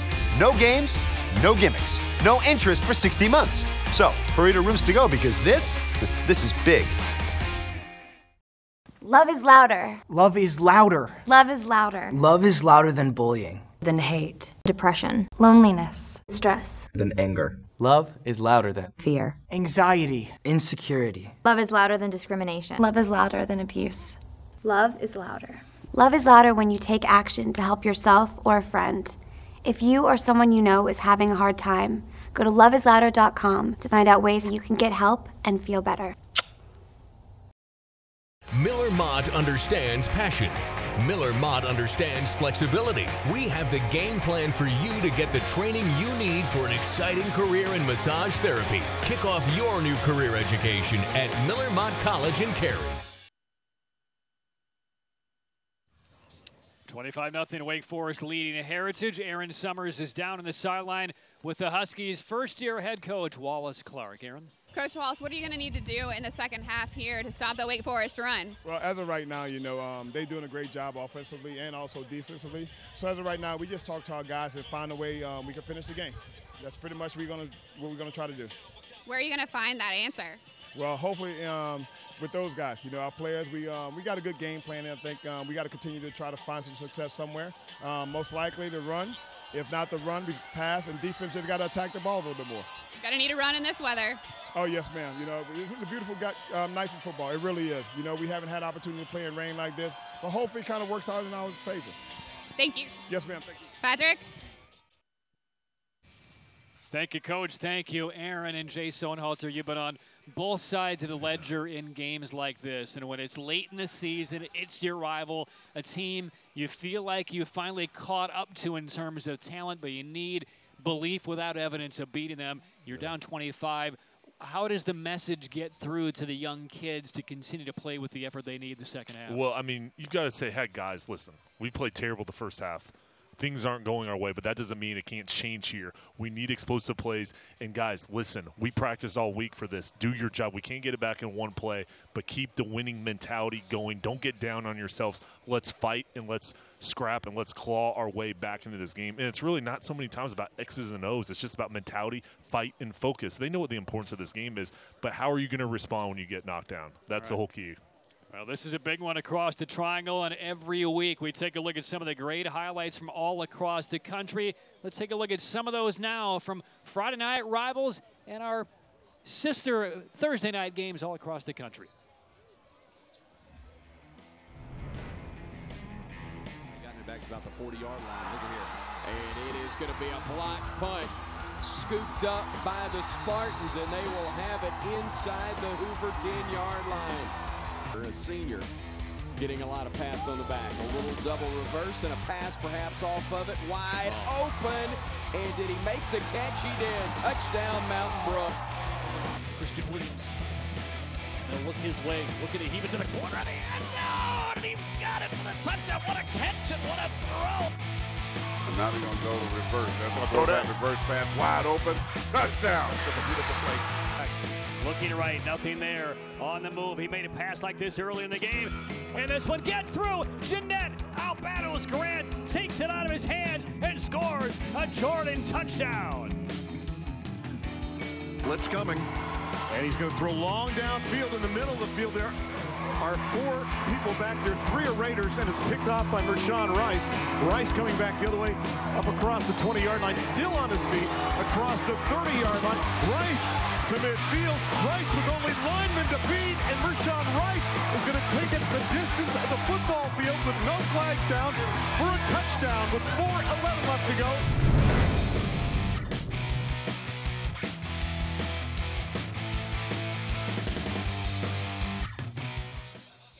Thursday night and Friday night highlights. And some Wake Forest highlights in the second quarter tonight. 25-0 is the lead for Wake Forest over Heritage at halftime.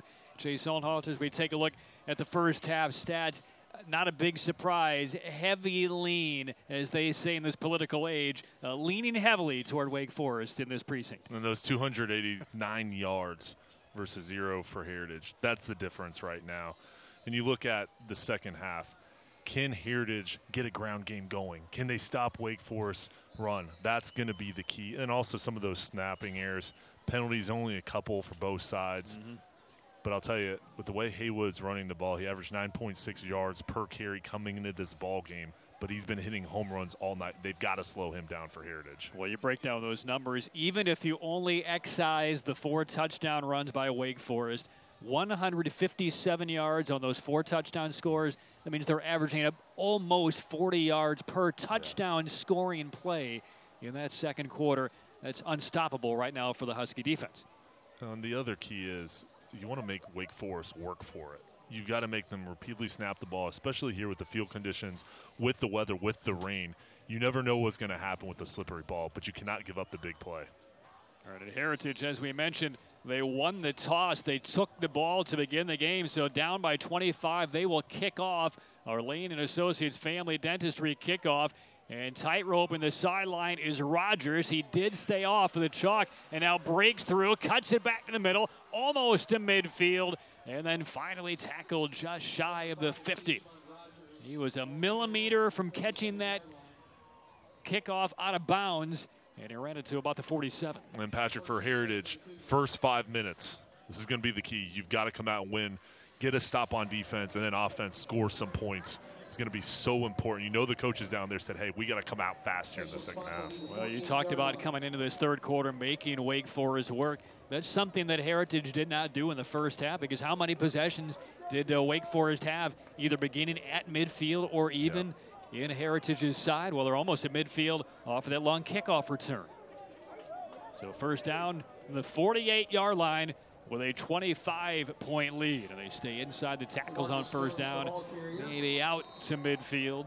Gain of a couple for DeMarcus Jones. And Patrick, too, turnovers. Heritage, Brady Owls, Drake Thomas, those are the best players on the defense side. They've got to go after the ball. They need a spark. We talk about big plays. It's not only on offense, it's defense. They need to get the ball back to their offense, get this crowd back in the game. Well, there's basically a standing room only crowd before the rain as kickoff took place, but when the heavy rains came through late in that second quarter, a lot of people evaporated to drier quarters. Hard run inside Heritage territory.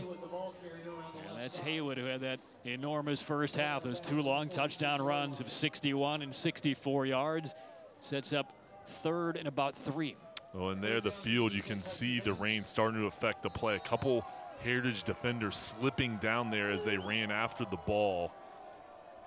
Yeah, that should bode well for the offensive players who at least know where they're cutting. These defensive guys are going to have to keep their feet. Need to reach the 42-yard line. Not too many third downs tonight for Wake Forest. And Sadipo fakes the option, holds on to it, and third effort gets past the chains. And a first down for Wake Forest. Still on his feet toward the sideline. Still not down. And then heads to the sideline. Sadipo, not sure if he tossed that at the last second or the ball just come loose. It looked like the ball came loose, kind of squirted out there. Wound up in the hands of Rogers. And they're going to say that he wasn't down and moved the ball back down about 5 yards further down the field. But Sadipo there just kind of finds a way to squeak through the line, gets big plays on the ground. And Joseph Vickers, senior on the defensive line, is down for Heritage. We'll take this timeout. Early stages, third quarter. Wake Forest driving again, leading by 25. First possession, third quarter in Wake Forest. We develop quality citizens who keep our core, our country, and our communities side by side on the winning side. Not for glory, but for honor. For a code that isn't written or spoken, but lived. It's what we do. It's who we are. It's the battle cry of our fighting spirit. Battles won. See all the battles Marines fight to win at marines.com. This year, 2,800 people waiting for a liver transplant will die waiting.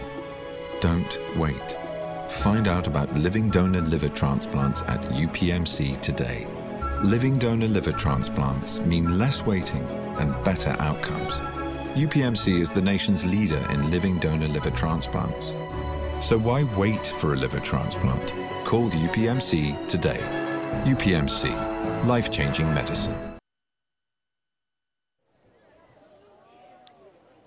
25-0 Wake Forest on top of Heritage as they play for the NAC 6 regular season conference championship next week. But tonight's victor basically cements a conference championship.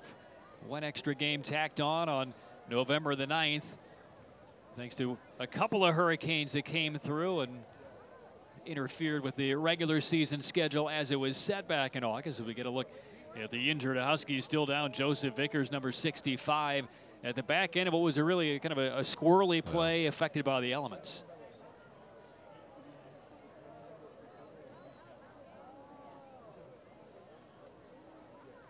Casted a quiet, wet pall over the crowd here at Husky Stadium. They've been very delicate with Vickers getting to his feet, trying to put a little bit of weight on that right leg. Let's hope that he'll be okay. This is senior night for Heritage. Joseph Vickers is one of those seniors. Tough to see because, as you well know, about 99% of these high school players, when this season ends, if you're a senior, that's the end of your football career. And tough to see a guy like Vickers go down here on senior night against a big rival here in the third quarter. And you know, these guys, everybody wants to play in college and the NFL, but you're right. At some point, no matter when it is, your career is going to, come to an end, and you want to go out with winning streaks and wins. And here on senior night, hopefully he'll be okay, because all these seniors, tonight's a night they're going to remember forever. And here, putting more weight on his foot, that's a good sign. And, again, they're going to have a long playoff run, so they still have a lot of goals and a lot of time left that they hope for in this season. Yeah, what was great that we saw about an hour before kickoff tonight was with the Spirit Club and with all the families, this being senior night, all members of families and other special people who have had that impact on these seniors over the course of their careers were here. And on the field, flowers, hugs, embraces with the entire coaching staff and players. And that's what senior night is all about, whether you're on a winning program or losing program. The decade of dedication that these players have put in. Inside a handoff going from Sadipo to Jones for maybe a yard and a half. The other thing about senior night and all these guys, whether you play in college or not, this is going to be the last time you're playing with guys you grew up with your whole life, and just the innocence of high school. And high school football literally is the best. Once you get to college and the pros, it becomes more of a business. But here, genuinely, everybody cares for you, and it's the funnest level I ever played at. Yeah, and certainly the way this season has gone for Heritage, they're looking at a couple of potential playoff games if they don't come back and rally against Wake Forest tonight. Haywood, the ball carrier, brought down by number 56. A couple of yards there for Haywood, brings up third down. But really what this game also represented, not only the conference championship, but a very high seed in the 4AA playoffs coming up that will start in just a couple of weeks. The Wake Forest clearly is going to have the inside track to host maybe the entire way through the region. They're the #2 ranked team in the entire state. I think both these teams are going to have an advantage, but especially Wake Forest is experience. They've been in the playoffs. They've been in tough situations, and when there's a lot of pressure on you. So it's going to be something that bodes well for both teams. 3rd and 8. Sodipo to the right side, hooks up down the sideline, slowed down inside the 10, and Wake Forest added again. Rogers, who took an option pitch 20 yards for a score to open the score in the second quarter. A little screen to the right side, sets up 1st and goal for Wake Forest. And he just kind of swung out of the backfield, nobody picking him up, and then he finished off that run with power. But Heritage was covering the wide receivers that went deep downfield. That middle of the field kind of open there, no defenders. And another injured Husky is down, Darius Matthews. Maybe some cramps. We'll take this time out as Wake Forest knocking on the door again on the road, up 25. Your vehicle search ends here. Hendrick Chevrolet in Cary has North Carolina's largest selection of new Chevys, plus up to $15,000 off MSRP. Find new roads at HendrickChevrolet.com. That's the power of Hendrick. Plastic bottles in North Carolina are creating jobs in our communities. They are separated, sorted, and packaged by your neighbors. Bottles are ground into small pieces called flake by your friends. The flake is clean and melted into pellets, then transformed into socks, your favorite shirt, the carpeting in your car, as well as other bottles. When you recycle plastic bottles here in the Carolinas, you're providing employment for an estimated 3,500 people. When you recycle your plastic bottles, you're making a positive impact on your community. Your bottle means jobs. Your vehicle search ends here. Hendrick Chevrolet in Cary has North Carolina's largest selection of new Chevys, plus up to $15,000 off MSRP. Find new roads at HendrickChevrolet.com. That's the power of Hendrick.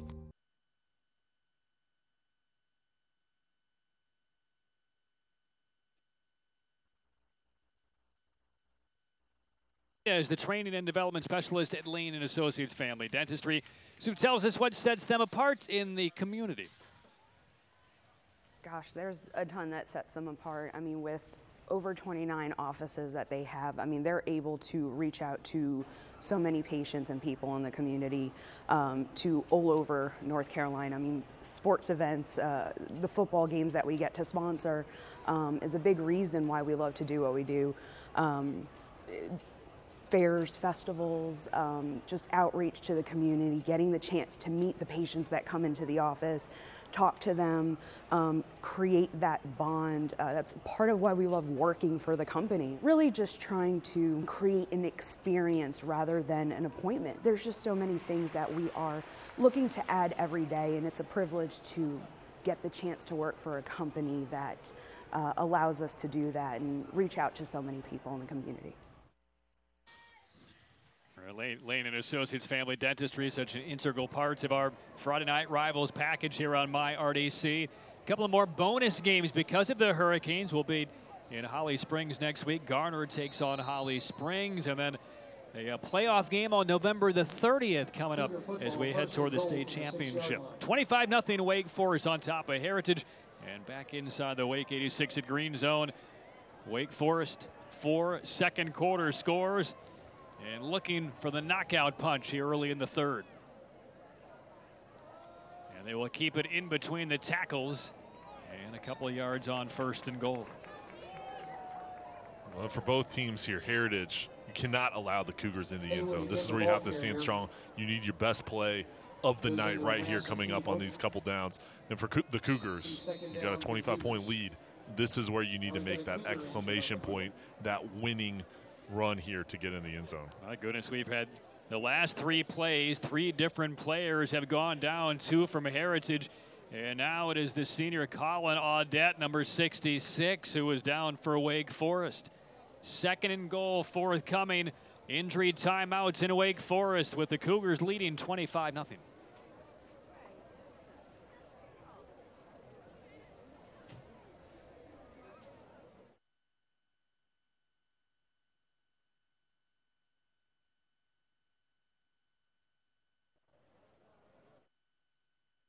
So another injured player down in the field. A reminder, though, Jay, coming up, a lot of options for our Miller Mott game-changing play of the game. Probably coming from that second quarter barrage by Wake Forest, in which they scored 4 touchdowns. We'll be selecting the Miller Mott College play of the game. Miller Mott, changing futures, changing lives. Kick off your new career with Miller Mott. 25-0 Wake Forest leading. And Audette lifted to his feet for Wake Forest. So you've seen it. A couple of injuries, a couple of cramps, a lot of rain that has now slowed down a bit as we take a look at the Lane and Associates Family Dentistry Smile Cam on what they were hoping was going to be a night to remember here at Husky Stadium.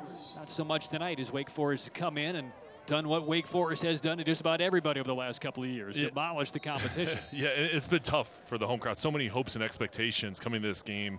But Wake Forest, in that second quarter, just the explosiveness silenced the crowd. And still a lot of Heritage fans still here in this game supporting their team. But they need something to cheer about, something to get them going. This is 2nd and goal for Wake Forest, leading by 25. Keeping is Sadipo, looks to turn the corner, outrace the defender toward the pylon, and Sadipo is in. Touchdown, Wake Forest. Mateo Sadipo outracing Lennox Lala to the pylon from 8 yards out, and it's 31-0 Wake Forest. And Coach Lucas this week just praised Sadipo with his ability to protect the football, lead this offense, but then getting on the perimeter and showing off his speed. That's what Coach Lucas said separates him, is his speed, his next gear, and they are outlasting the defender, getting into the end zone, and that's the exclamation point this offense needed. And a high snap on the extra point. Well, there's no such thing as a perfect game if you're Wake Forest, even when you're throwing a 31-0 shutout. They have been abominable in the extra point category tonight. But the lead is 31, high snap, no shot for Paris. So Sadipo extends the lead to 31-0 with what is officially a 6-yard touchdown run by the quarterback. Well, and that's something, though, for Wake Forest, even though they've got a huge lead right now. They're going to have to go back and fix that, even though bad field conditions. When you get into a close playoff game or a close game, whenever, special teams, extra points, miscues, those things add up. And right now they've got a huge lead, so they're getting away with it. But they've got to get that fixed. And to go back to last year, there were not many close games that this Wake Forest team played in. Again, they won the state championship the last couple of years, the 4A level, both by shutouts. But at some point, a team is going to be able to figure them out, move the football, and they will meet their match, at least in terms of a very competitive game. But tonight is not that night for Heritage inside the NAC 6. So a 31-0 lead for Wake Forest, 7:47 left in the third quarter. And Paris will mark it off and boot it away to Heritage. End over end, short, lands at the 13-yard line, picked up by Kane. Cuts to his right, thrown down at the 20-yard line. So a long field for the Huskies in what has been a very long game since the second quarter began. And we just talked about the miscues on the extra points, but the coverage unit doing a good job. And the offense for Wake Forest, no miscues so far tonight. They've been on fire. Sadipo leading the way, getting into the end zone for himself there on the outside running play. 8 plays, 52 yards, our Saltwater Seafood scoring summary. And now Heritage down by 31, just looking for a little bit of traction. Harris, safe pass toward Crabtree on the sideline, incomplete. Knocked away for the second time, second pass breakup by Smith. And Harris, he's been so good throughout this season. Only 3 interceptions, 14 touchdowns. But we've seen the defensive line linebackers slowing down the running game for Heritage. So this has turned into a passing game. The secondary for Wake Forest have not given up many big plays. They've stayed on the wide receivers and stayed good, disciplined in coverage. Another off-target snap kind of ruins the timing of the play. And the ball did come loose. It's picked up by Wake Forest. A fumble on the tackle, and Wake Forest has it. He was not ruled down. It is going to be a turnover to Wake Forest. Coming out of there with the football, Jadakius Logan, number 71. There saw it was all about the snap, and they strip sack by McKenzie, but the question is, was Harris's knee down? The whistle was not blown. And the ball popped right into the hands of Logan. And it's the second turnover of the game by Heritage. When we talk about the talent for Wake Forest, Logan, another guy on the defensive line, getting major Division I interest. A lot of colleges after him. He's great in run support, but there, as a defensive lineman, you have to run to the ball. You never know when the ball's going to come loose there, and he was on spot getting the turnover. And on first down after the turnover, Haywood nowhere to go. One little misdirection, second out. Well, let's go back to McKenzie here for a minute. This is a kid who had that strip sack in the backfield leading to the fumble. Started playing football in elementary school in 7th grade, played for a year and then quit. And just didn't find football all that interesting. Watched this Wake Forest team in the state championship and the winner of his 8th grade year. That then basically gave him the energy and the will to want to come back and play the game. He came in as a freshman on the JV squad at 250 pounds. And the article I read said he was on the JV team for 2 hours and then promoted to the varsity level.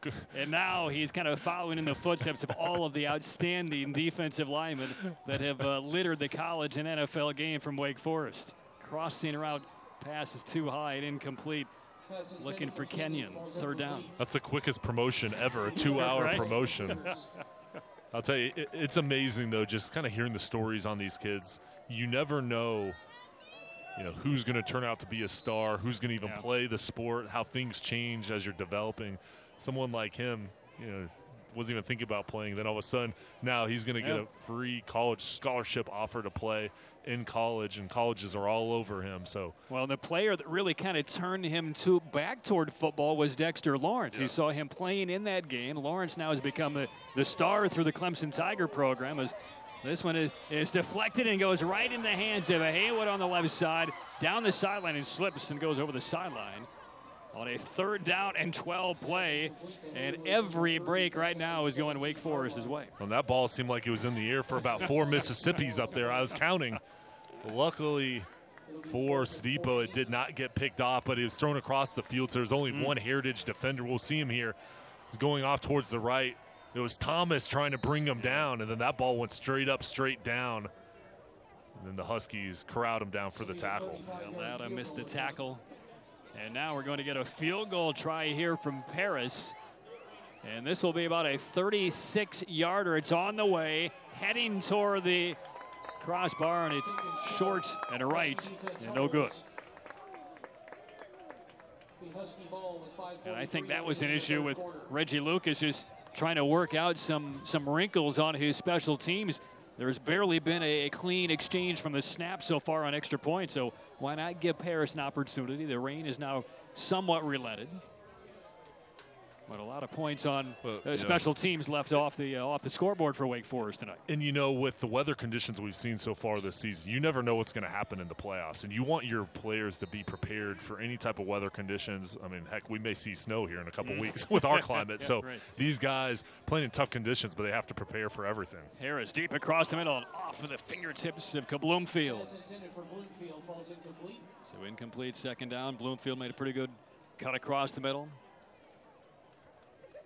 Well, if you're Heritage, you're sticking to your game plan. You're sticking to your playbook because this is what will take them rounds into the 4AA playoffs. This is their game. They've relied on Harris's arm all year. Crabtree, Kane, Starcina, their top 3 wide receivers. Holloway, the team's leading rusher, but once they fell behind by all those punches in that second quarter, not much in the running game there as Campbell is undercut after a gain of a couple of yards. Brings up third down. Jalen Campbell, the ball carrier, gets out near the 19-yard line. It's third down. Heritage, one more game left next week. They go on the road and take on Wakefield. Wakefield, 1 win in the conference. And then it all begins, the second season. 2 weeks from tonight, first round playoff action. It's amazing how quick the playoffs come in high school and before you know it, it's going to be in the middle of the action. You're going to be in a playoff race. And that's the thing. It's how quick the playoffs are here, but how quick the finality comes. Yeah. 3rd and 11 for the Huskies. 4:49 to play third quarter. Whistles blown. And a delay of game is going to be charged against Heritage. You've only seen a handful of penalties tonight. And that'll push back the Huskies 5 yards.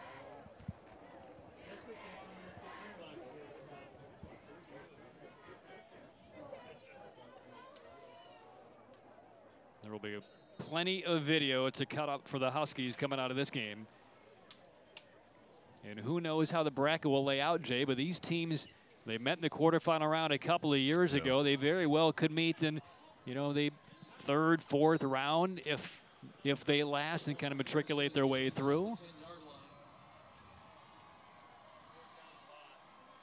So 4 down now facing Heritage, but they need to keep their chins up because this might be a team they see in 3-4 weeks time. Well, and we've seen so many teams, around the state and the area, and both these teams, you can just tell by the eye test. Even though Heritage isn't playing well tonight, they're going to make a long playoff run, and this is only one game if they don't come back here, but you can expect there's a high chance that they could face off again. And now you see the potential of Ben Steele's legs after a couple of shanks in that second quarter, shook his confidence. Big booming kick here, returnable though for Wake Forest, and Haywood thrown forward just short of midfield. But again, we talked about how important all aspects, all elements of this game are. That's something that Heritage needed from Steele, from, again, near his end zone, finally delivered a kick that carried about 60 yards. So this drive for Wake Forest begins at the 47-yard line with a 31-point lead.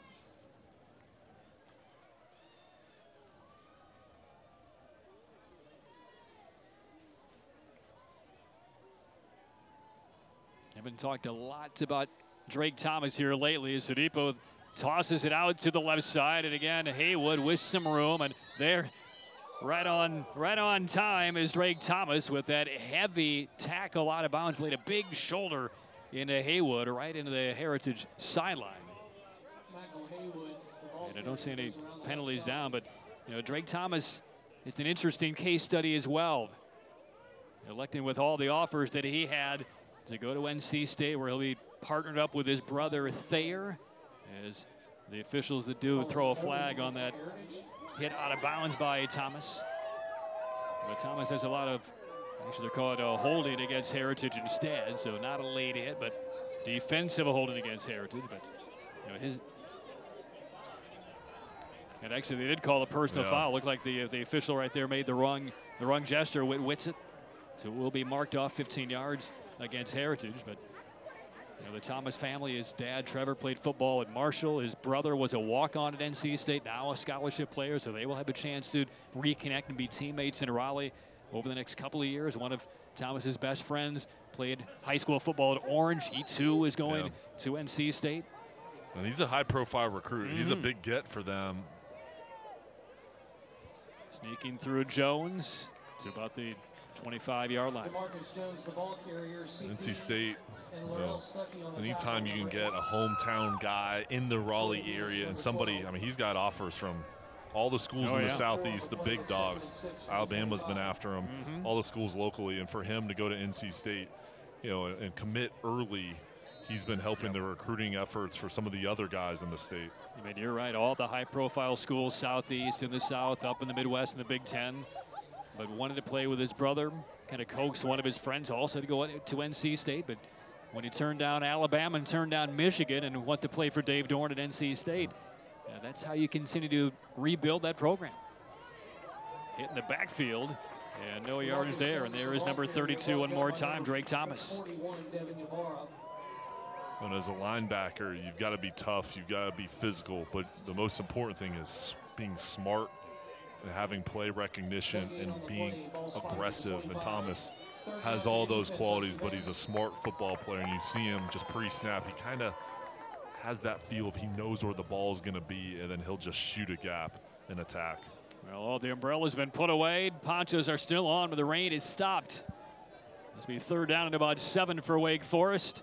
Sodipo holding, slipping a bit, fires to an open man, hits Kenyon down the right sideline, catch at the 5, walks his way in, touchdown, Wake Forest. Trayvon Kenyon's 2nd score of the game.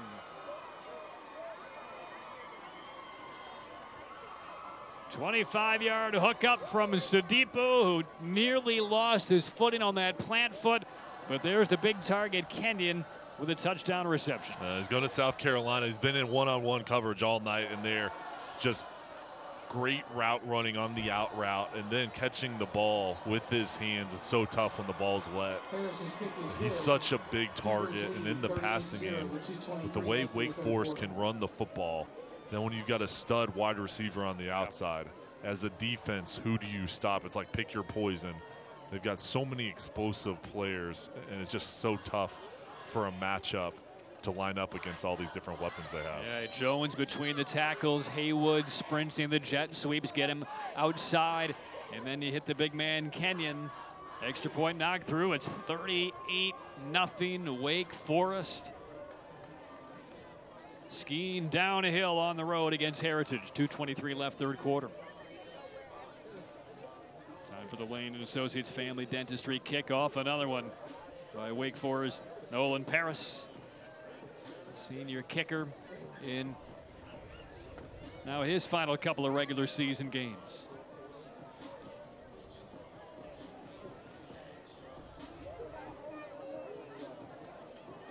Well, this was a night coming in for Heritage Day where they really could have made a statement, even if they didn't beat Wake Forest, just to show that they were on that level and competitive. Would have been a big step forward, but it's not happening tonight. 38-0, short kick. Taken by the up man. This is Holt. And Holt swarmed down around the 27. Braden Holt. Yes, that is a very familiar name to football fans in the Triangle.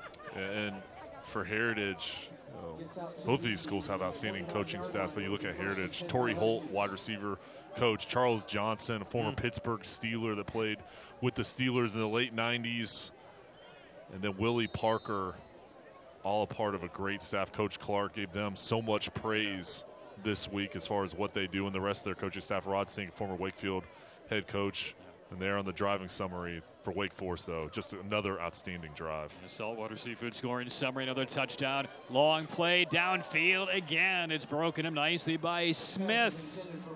Taking a shot downfield, looking for Bloomfield. 2nd and 10. Back to the coaching staff, for Heritage. This ball just a little bit too deep, a little bit too long, strong arm by Harris. But for the coaching staff, just the wisdom and that experience they can give down to these players. So many of these guys, looked up to those guys when they were playing, and now to have them on the sideline, that's a special thing to learn from them. You could find dozens of college coaching staffs without that type of professional experience. They're talking about that here on the high school level as this one goes off the fingertips of Crabtree. 3rd down. How valuable is that for a 14, 15, 16-year-old coming in just by osmosis with all of the knowledge they gain on a daily basis? Well, I mean, you're learning from guys that play at the highest level ever. That one's going to go in the Hall of Fame, Willie Parker. Charles Johnson played in Super Bowls, won Super Bowls. So, I mean, as a player, you're listening to somebody that's been in the action and knows exactly what they're talking about. And just the respect they've earned, the discipline they have for these guys. I mean, that's one of many reasons why Heritage has been so good. On 3rd and 10, across the middle, connects with his man, and that'll be enough for a 1st down. Pickup of 18. Staracina making the reception, 2nd of the game. It's a well-thrown ball on 3rd and 10 by Walker Harris. I've been impressed with Harris tonight and just his throwing ability, his arm strength. And when he's had time to throw the ball, he can zip it in there. He's been accurate. Tough conditions still here tonight. Good coverage by Wake Forest, but he's been good. Boy, high snap again, and just diving on it is Harris. We've seen that 4 or 5 times tonight. Low snaps, high snaps, off-target snaps to Harris's left and to Harris's right. And a lot of broken down plays as a result. Loss of almost 9. And he's saved so many of those plays, Patrick. I mean, I was just talking about his good plays, but some of those snaps where he's gotten rid of the ball, I mean, it could have been disaster, and he's helped his team at least gain the possession and live to fight another down. Yep. Mark it back outside the 39-yard line. 2nd down and long for Heritage. Clean snap this time on the delay through the middle. This is Holloway, and Holloway out to the 45. So he'll get about 7 back. Still bring up a 3rd and 13 for Heritage. Dickens with the tackle for Wake Forest. Out to the 44-yard line. You don't mind being that muddy and that sloppy and that wet when you're up by 38 on the road over your rival with a minute left in the 3rd quarter. It's a short drive to the laundromat from here for Wake Forest. 3rd and 13. A lot of time now, pressure coming, giving it more ground is Harris, and one more time throws to sideline. Who's trying to throw it out of bounds into the sideline, almost intercepted by Wake Forest on the sideline. Devon Grant was closing on that ball but nearly brought it in. Well, Grant playing linebacker, he's good in coverage. So many times you see linebackers that are good only in run support or play the run, but Grant getting into coverage there, we've seen it a couple times, blanketing these wide receivers. Well, that would have closed the book on a dismal day for the Huskies. Instead, Steele on to punt it away. And gets off a beautiful punt, retreating inside the 10. This ball is going to roll dead inside the 5, inside the 3, and down at the 1-yard line. Down by Jalen Rochelle. Ben Steele has had a couple of duds. That was an absolute picturesque punt down to the 1. Confidence is returned for the Heritage punter. He's been great. I mean, with his hang time and just directionally kicking that, you know, flipping the field position. And now this defense, you got to get a turnover here. You pressure on the Wake Forest offense. You need a big play. They haven't been able to knock the ball out, especially with these weather conditions. You know, this is where you have to try to strip the ball. Yep. And Wake Forest up by 38. We'll turn it over to another senior, Seth Hillman, on a quarterback, ostensibly the rest of the way. Wing in motion, a handoff to the near side, and nowhere to go for Haywood. One of the few times he couldn't turn the corner, and he didn't get out of the end zone. Safety by the Heritage defense. First points of the game for Heritage. Brady Alls and Daniel Ocean collaborate on the tackle for a loss for the first point tonight for Heritage. And Alls was the backside defensive end there. His speed to rush down the line of scrimmage, stay skinny there, unblocked. He's got 8 sacks on the season, but we talked about him in run support against Wake Forest tonight. There, that was a big play. Now you get 2 points on the board. Still a huge deficit, but that's the confidence they need. A big play there. Now probably going to get the ball a pretty good field position. You know, they just need positive momentum here and take it one play at a time. Well, and I tell you what, Alls will get credit for the safety. They better go over there and thank their punter, Ben Steele, for putting them in that position on his punt that was down to the 1-yard line. It's the first real positive play of the night for Heritage on the board. 25 seconds left, 3rd quarter, and they're going to get the football back. And if I'm Seth Hillman, I'm going over to my head coach, Reggie Lucas, and saying, that's not on me. Yeah. Haywood had plenty of space to turn the corner. On Hillman's first snap of the game. And that's the danger, though, with going the misdirection and running the ball wide. When you're on the end zone, sometimes you just got to hit it north and south and get some breathing room on the goal line.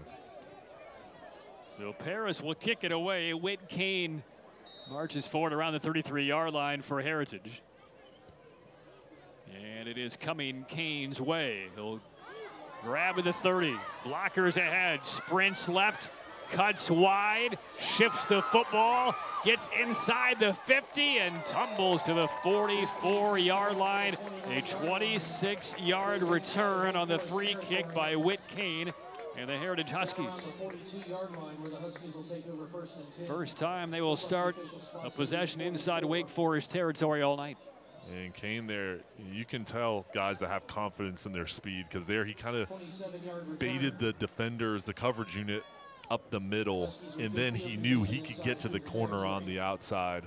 That's a big play on special teams. Now with this great field position, Heritage, again, we talked about gaining consistency on offense, getting some momentum. Kane really set them up. And if you're the Huskies and Walter Harris, you're under no illusion you're going to come back and win this game. But what you can do is turn this into your 14 minutes the rest of the way, build some confidence in case you do see this team again in a few weeks. Another low snap. Harris digs it out, throws to the sideline, and Ryan Moore can't bring it in. Looking for Moore on the sideline, but again, it all goes back to that snap. Throws off Harris, throws off the timing of the entire play. You don't know if the rush is coming. And that's not on Harris. It's amazing how important timing is in football. The quarterback has to throw it on time. The wide receivers, when they're coming out of their breaks, they expect it at a certain time. And also just the balance of the throw by Harris. Clean snap this time. Harris looking right the entire way, coming back to it is Staracina. He's covered up at the 34-yard line. That will be maybe a length of the football short of a first down. It'll bring up 3rd and short. 5 seconds left in this third quarter. And Staracina, we'll see him here come back to the football as a wide receiver. So key to come back, help your quarterback out, and also box out the defenders there. And first down coming up. Nice catch. Yeah, they will. Well, it looks like the officials are going to stop the clock. I thought for a measurement, but the sticks have already been moved. And if that's the case, you would imagine that, well, there's an injured Wake Forest player down as well on that sideline. That's Lance Bradley down on his right knee. But once they do officially spot the football, final 5.4 will tick off and we'll head to the fourth quarter. So Bradley's up, makes the short shot to the sideline. It will be a first down for Heritage. And Wake Forest defense a little tardy coming back onto the field, and looks like Heritage wants one more play before this third quarter ends. Clock is running. Snap does get to Harris. Final play of the third. Fires underneath, and it's dropped. Dropped inside the 20-yard line by Crabtree. It's been that kind of night for the Heritage Huskies. Done with 3 on senior night. And the two-time defending champion Wake Forest Cougars rolling toward a 40th straight win up on Heritage after 3, 38-2. The biggest comedy stars. Disney struck a deal to produce an animated TV series over in Israel. It's called Oi Story. With non-stop laughs, Halle Berry became the first African-American woman to do what? Make me want to leave my wife. Big money's at stake and the jokes never end. The man who wrote The Hokey Pokey lost his fortune due to a gambling addiction. Sadly, he couldn't turn himself around. Better you should ask.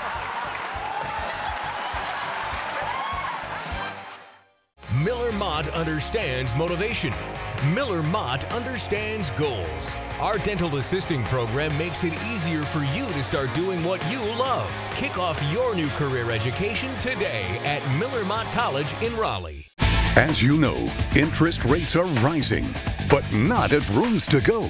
During the Rooms to Go holiday sale, our interest rates are going down, all the way down to 0. So it's the perfect time to save. Buy beautiful new furniture and finance with 60-month interest-free financing. No interest adds up. Just make equal monthly payments until November 2023. Yes, we have it down. Interest rates down to 0 at the Rooms to Go holiday sale.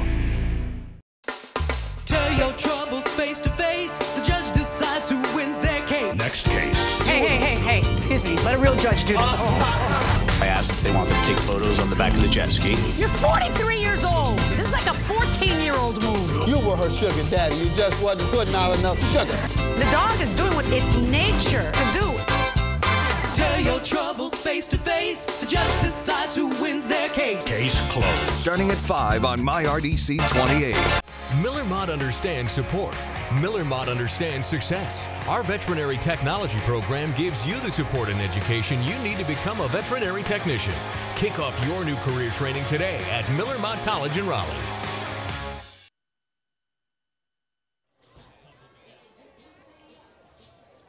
Ready to begin the fourth quarter, 38-2 in favor of Wake Forest. On their way to a 40th consecutive win. Glad to have you with us on this Friday Night Rivals, presented by Lane and Associates Family Dentistry in my computer career. And this on a pass to the sideline on second down, broken up again, incomplete. Brings up third down for the Huskies. Scoreless game after one quarter. Pretty well played through that first quarter. And the deluge of rain and the deluge of points for Wake Forest in that second quarter. They scored 25 points. A couple of long touchdown runs by Haywood, covering 61 and 64. And the only points for Heritage on that safety in Wake Forest last possession. Spinning away opposite side, Harris races toward that Wake Forest sideline. Out of bounds, doesn't take the hit, but takes about a 12-yard loss. And that will force Heritage to punt it away one more time. Harris gets run out of the pocket and out of bounds. The secondary for Wake Forest has been so good tonight. Now, they work hand in hand with the defensive line linebackers, and not a lot of time to throw for Harris. They're running out of bands, running away from the D-line, but still the secondary, they've been tight in coverage, and they really just work hand in hand with all three levels of the defense. So Steele on to punt it away. His last one was down at the 1. A little bit into the breeze. This one will land at the 20 and take a Heritage roll to about the 11-yard line. Ball goes dead at the 10-yard So dead line. at the 10, and that's where the drive will begin for Wake Forest. 38-2 lead. 11:40 left in this fourth quarter.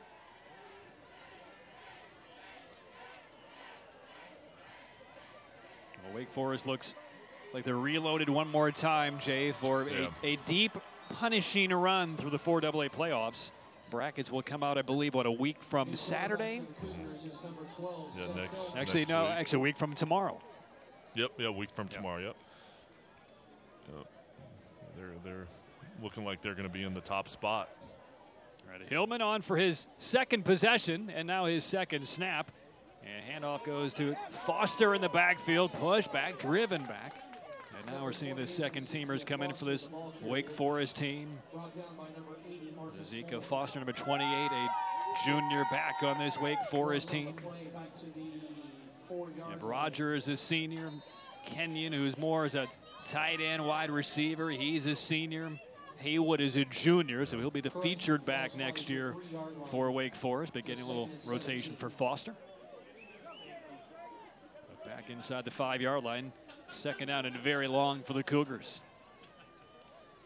Hillman hands off to the up back, trying that left side. And Nick Fields and company finally able to bring him down. And they'll mark him down right around the 10-yard line. And for Wake Forest, we saw them earlier in the season, and they were really good then. Beat Middle Creek. But just the development they've had and how much they've improved. I mean, early in the season, they're still trying to kind of get into rhythm and lost so many great players. Devin Lawrence, star running back from last year, other guys trying to reload. And they were good, but now you can see the bond they have, they're in cohesion. You know what they're built on. Great defense and running the football. Here's a toss to Jones off the left side. Fall was forward across the 15, but well short of the first down. And that will bring up fourth down for Wake Forest. The thing about Wake Forest is, they're not going to throw the ball down the field, be flashy, but what they do it at a high level. The biggest thing they do well is they don't turn the football over. If you play great defense, don't turn the ball over, you're going to have a chance for success deep in the playoffs. And now the punt team sprints onto the field as if a surprise maneuver here with a 38-2 lead. And they will punt it away on 4th and 6. Whit Kane back to return for Heritage. 9.5 left in the fourth quarter. And this one does turn over. Kane makes the fair catch to the 46-yard line. 39-yard punt, no return. Heritage football down 38-2 when we return. 3 years ago, I was diagnosed with leukemia. If I didn't have health insurance, today I would be dead and my son would be growing up without his father. Congressman George Holding. There are more than 300,000 people in this district whose lives you put in danger when you voted to cut protections for people with pre-existing conditions. Mr. Holding, our lives are not some kind of political game. I'm Linda Coleman, and I approve this message. Saltwater Seafood has the freshest seafood in town and the best customer service. Saltwater has the freshest seafood in town and the best staff. Saltwater gets their fish fresh every morning. Hey, Dante. Check out the catch of the day at saltwaterseafoodnc.com and join our mailing list for weekly specials. Our fresh fish come daily from the North Carolina coast, and we're open every day but Monday. I love their fresh fish right here at Saltwater.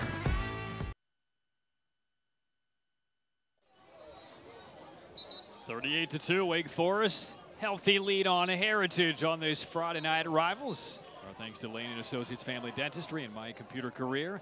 Patrick Keenis, Jay Sonehalter, Aaron Summers somewhere down on that soggy sideline.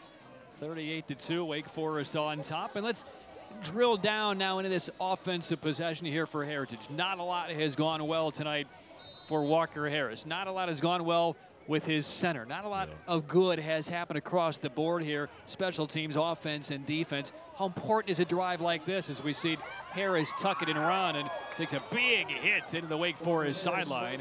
Picks up about 14 and pays a price. Look at him clap right at the sideline saying, that's nothing. I feel nothing. I'll see you in a couple of weeks. He's only a junior, too. He's a good thrower, but there you'll see his legs, and I like the mentality here, even though you're facing a huge deficit. Look at him get up here from this hit right in the sideline and say, hey, listen, I'm coming back for more.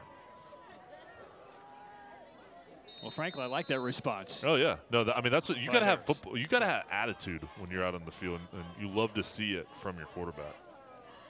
Full receiver formation, 3 to the left. Harris fires to the solo receiver, and it's off the fingers of a Holt, incomplete. And frankly, going back to that run by Harris in the previous play, to me, in that second quarter when we saw Wake Forest with the big hit, the big run, the chunk plays, the 4 quick scores, I didn't see a lot of fight back from a Heritage at that stage. So it's good to see here, even though the outcome of this game has clearly been decided. But you're right. In the second quarter, it just kind of seemed like once they gave up a big play, they lost their confidence, got pushed around a little bit, and they lost the battle of the line of scrimmage.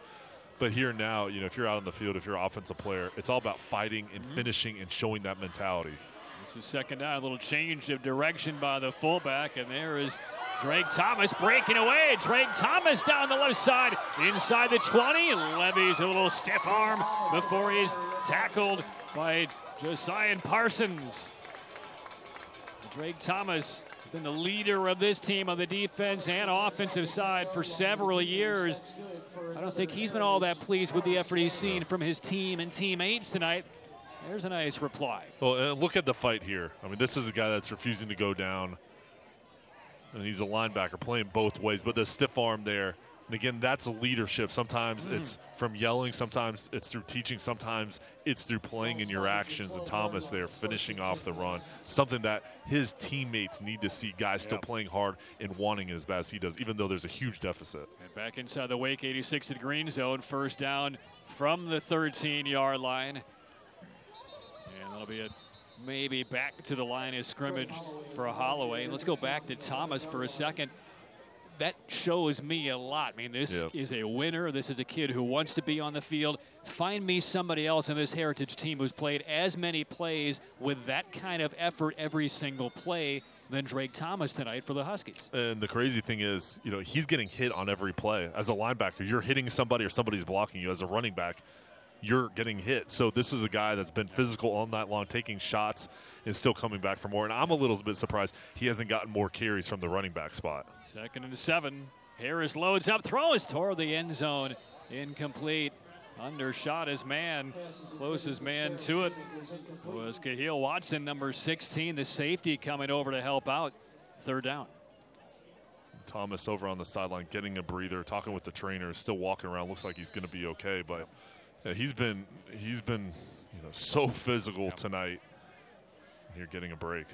Well, and the other piece about Thomas is, you know, once you are a guy with stars by your name on the recruiting trail, every opponent knows about you. Every opponent targets you. Every opponent you match up with wants to beat you and gain a little bit of that attention. Yet Drake Thomas still takes it, comes back. We see the effort. This is not a guy who's taking plays off. And he's now trying to kind of leave a legacy for his team. And frankly, I don't think he's seen the effort from a lot of his teammates tonight like what we've seen from him. And that's what leaders do. And you're right. When these guys get attention, it brings all the opponents' best shot, and they want a piece of that. They want to say, hey, listen, I'm just as good or I'm better, and get some recognition of themselves. So he's going against these opposing teams that know who he is, trying to stop him. And it's not only his production, but it's his fight, just like you said. This is a big play for Heritage. 4th down and 1, inside the 5, looking to score for the first time tonight. Harris off his back foot, far corner of the end zone, broken up, incomplete. Looking for Kane, and at the last second, the pass was broken up. And again, we've called his name about a half a dozen times on PBUs. And it's Smith one more time for Wake Forest. And Chance Smith here having to cover Kane so long, and then just that speed to break in front quick enough. But with his long arms, he's a big defensive back in ball skills, knowing exactly where Kane was and that recovery speed to make the play getting off the field. So Wake Forest takes over on downs at its own 5. 7:15 left in the 4th quarter. And now just a time for their backup quarterback, Seth Hillman, to burn some clock. Big hole through the middle. There goes DeMarcus Jones. Cuts to his left. Gets past a man. Jones to midfield. And then finally pushed out of bounds. Marcus Moore saves the touchdown. And DeMarcus Jones, a huge run for Wake Forest from the 5-yard line all the way to the Heritage 40, 55 yards from DeMarcus Jones. And look at that stiff arm. 2 stiff arms and then the speed just to take it there. 3 stiff arms. I mean, that's the power, the fight, and just the technique to knock guys down. I talked to him this week a little bit at practice. Such a great kid. But Wake Forest, these running backs, they've got breakaway speed, but they're tough. They're so versatile. Good job in pass blocking, too. They can do it all. Officially 53, a little stutter step move across the backfield and down to about the 40-yard line. Gain of a couple of yards, no whistle blown. Ball did sail out of there. And we'll see what the officials will rule. Heritage is saying it's our ball. Whitsett, the referee, is trying to declare who's in possession here. And they will stop the clock and they will collaborate. There was no whistle on the play. The ball squirted up into the air, recovered through midair by Heritage. And the Huskies did exactly what you're supposed to do. You play to the whistle. There was no whistle, and the Huskies had the football. And I think this is pointing the other way. We'll check on the replay here and see if the knee was down or if that ball got raked out of there. And there you see the ball is still in the hands. The player is down, but again, there was no whistle. If this were college football, they'd go to the replay and say that the Cougar was down, and it's still Wake Forest football, but this is not college football. And we'll see if one of these officials had a better look. But frankly, to the naked eye, that does not look like a live play that's all that difficult to call correctly. Yeah. But we'll see. And still waiting for the man in the white hat, the referee, Whitsett, to make the call. And he points the other way. It's a fumble to Heritage. It is a turnover, Husky ball. So either none of the officials had a good look at it, but again, it comes back to the whistle. No whistle was blown. The call may have been, but it's Heritage football. Well, that's why you got to play through the whistle. And as the players, you got to go till you hear it. And Coach Lucas over there not happy with the call. He's saying he was down. You can see him with the motions there, reading his lips. Yeah, I'm with Coach Lucas. That was an incorrect call, but it is a turnover, and I have no influence on the Supreme Court here. 38-2 is the lead for Wake Forest. Heritage football. When we return, actually, I think we're keeping it here instead. No, it's mass chaos here at Husky Stadium. And it looks like we will play on. So on the change of possession, it will belong to Heritage, trailing 38-2. Heritage on the road at Wakefield next week, and we will play through this turnover. And then the playoffs begin 2 weeks from tonight. 38-0 game until Heritage got on the board a couple of defensive possessions ago with a safety. After a Ben Steele punt was down to the 1. Very next play, a stop in the end zone. And looking for Crabtree. It's incomplete down that left side. Joey DeLuke, senior safety, is in there to help over the top. Second down. Yeah, so many emotions both these schools had going into the game. And when you're playing a rival with conference championship on the line, the proximity of both schools, the friendships these guys have, both these teams won this game so bad tonight, Patrick. My play fake by Harris was good. The stiff arm was pretty solid against Caleb McIntyre, but there was so much impetus on that stiff arm and actually knocked Walker Harris off balance. And with the wet turf, couldn't stay on his feet. These guys using stiff arms. Seems like every play somebody's getting knocked down. Well, what McIntyre needs to realize, that stiff arm came from the left arm of Harris, which is his strong arm, his throwing arm.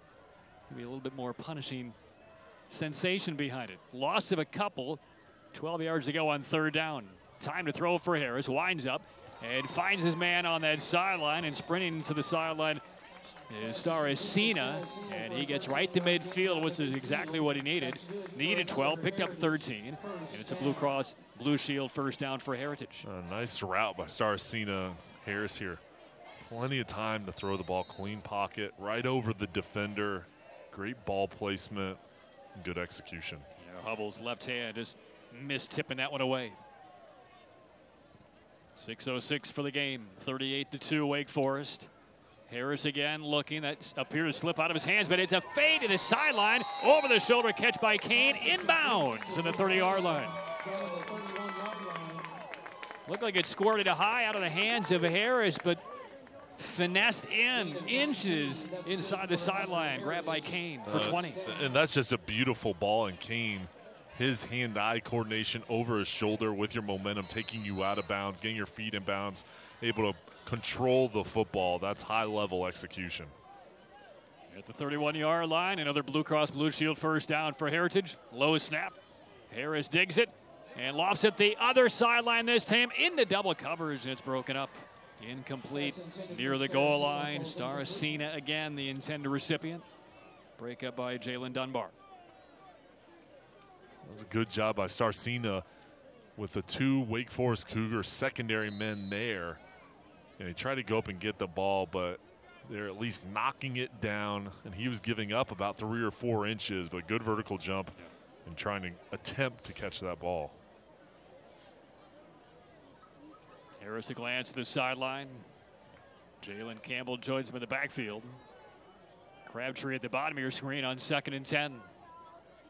Harris taking another deep shot, double team looking for Crabtree. It is poked away at the last minute. Flag comes in. DeLuke might have been on the shoulder of Crabtree.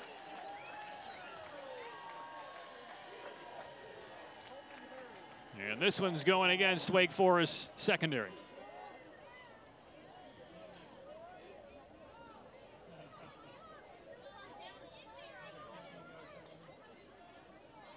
So that will move the chains. Penalty going against Wake Forest, but I like what we're seeing from Heritage here, Jay, because I think it's really important for Heritage to get in the end zone against this Wake Forest defense before this one ends, just because you may see them in a couple of weeks, and you need just the psychological memory of scoring on a touchdown play against this defense. And you have to have that feeling of knowing you can do it.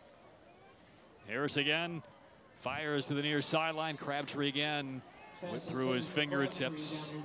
McIntyre and Thomas were there on the coverage. Well, they know where the real danger receiving threat is for the Huskies. They're doubling up every chance they get against Crabtree. And as a wide receiver, when you feel that coverage coming to you, the safety rolling over the top, it's so tough to still get open. But that's where you have to lean on your route running in your moves to get open. Running is Harris up the left sideline. Got a block, but it was an illegal block. A flag comes in, and this one will come back. Harris running toward the sideline. Had a receiver out there trying to free up some space, but it was a block in the back. Yeah, it was Crabtree, and he nudged him just enough to get the flag, and he kept his hands up and he nudged him, and it wasn't very hard, but it was enough just to get the defender off course. And here's one more look at there. It is. Yeah, you saw great angle. Yeah, Thomas just made a cut, got in front of Crabtree by the time he turned.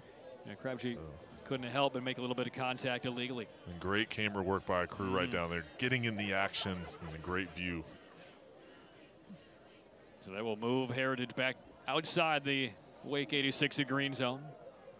Well, let's go back to Crabtree here for a minute, because this is a guy leading the conference in receiving yards. He's been doubled up about every target that he's had in this game from Walker Harris. And they look for Crabtree again and again.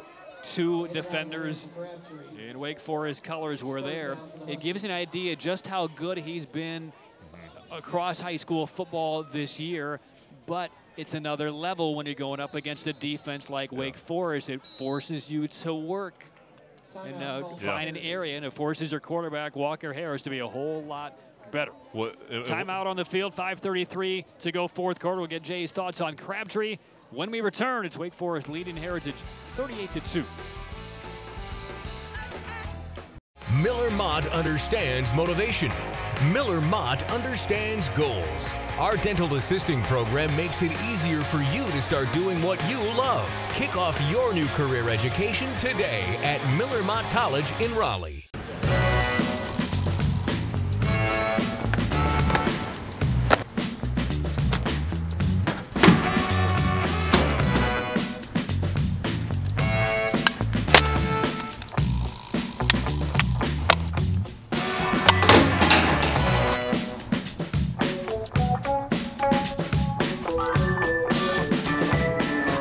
It doesn't matter how you do it, just 86 it. Miller Mott understands support. Miller Mott understands success. Our veterinary technology program gives you the support and education you need to become a veterinary technician. Kick off your new career training today at Miller Mott College in Raleigh.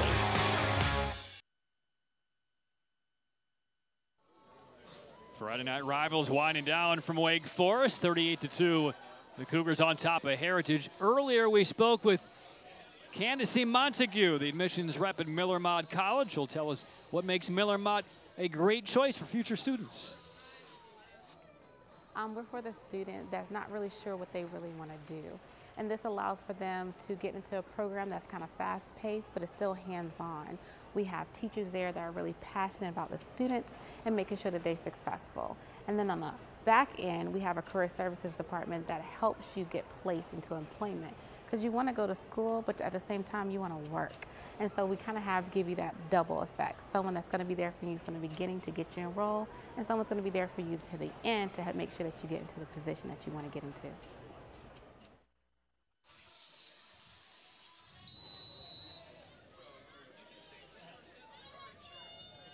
(38-2), Wake Forest leading. Heritage on offense on a 3rd down and 16 play. Low snap again to Harris. Flushed out. Chase to the sideline. Oh, and it leans into a hit. Stays in bounds. Or did he? He headed further down the sideline, but was marked out. How about that? That's, I think, what's going to make Drake Thomas pleased to see that kind of hit doled out. Look at by this. The junior quarterback. I could feel that in the booth. Rolled Zachary Hubble. And he has another year of games against this Wake Forest team next year, which will be on the road in the regular season for that Heritage quarterback. That was a big hit on 3rd and 17. And he looked like he got the better of that hit, but right now it looks like he's glad it's 4th down and he's on the sideline, doesn't it? That's one of those ones where it kind of baited the defenders as he's going out of bounds, came back in and let off a little bit of frustration. All right, so here is Ben Steele, and he will attempt a 33-yard field goal. But now a delay of game against Heritage, which will now push him back 5 more yards, which will now test his range. He's at the outer perimeter of it. And special teams has not been the strength of the Huskies tonight.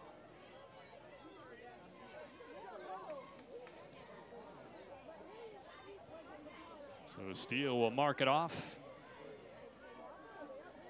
There's been a safety is the only point so far. It's a line drive kick, and it's wide left. Not close. And another dry possession for Heritage.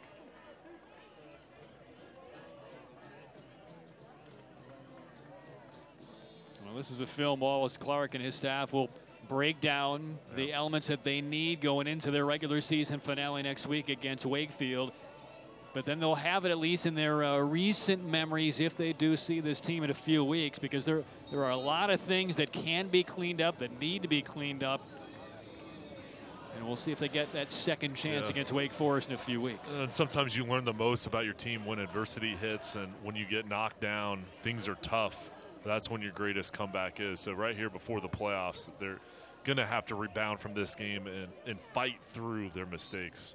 Hillman got it off to Foster on a little bit of a juggled snap. And meanwhile, Reggie Lucas, who has done a terrific job leading this Wake Forest team. He was the male coach of the year, named by high school OT last June. Wake Forest winning consecutive state championships in 2016, 2017, have not allowed a point in either of those two championships. The first Wake County high school football team to win back-to-back in 103 years. I mean, the Cubs won a World Series before the last time that happened. And you know, with Wake Forest, too, they were going against all those vaunted Charlotte teams. And, you know, for so many years, the West was dominating the East, and Wake Forest, a lot of people didn't believe in them, but their brand of football is winning football, and they took it to Mallard Creek. And you know, this is a program that when they started getting those state championship victories, everybody started taking notice. Third down and 12 for Wake Forest. Clock will tick below 4 minutes on this snap to the backup quarterback, Seth Hillman.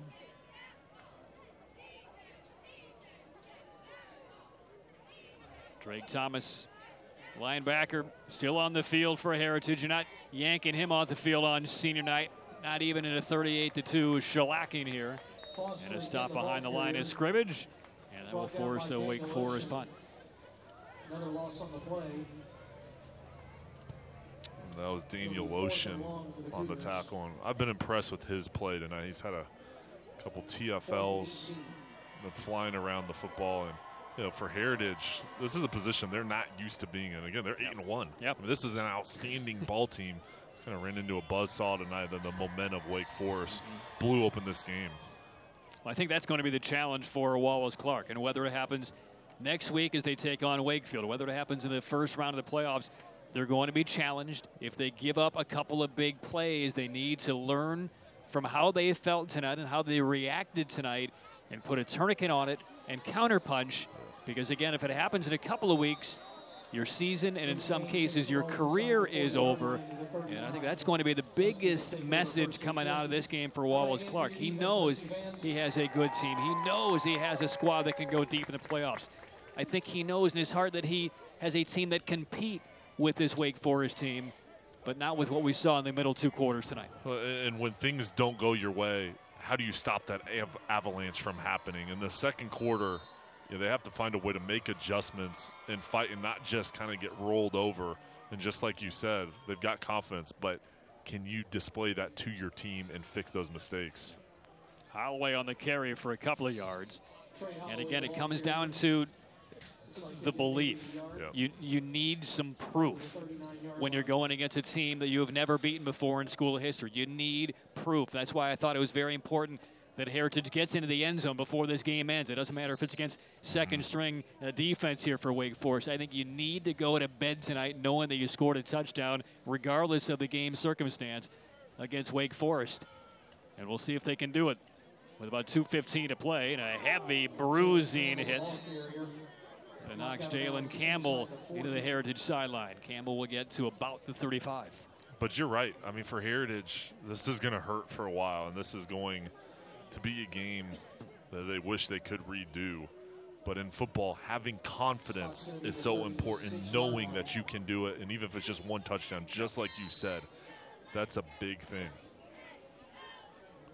This is third down from about the 36.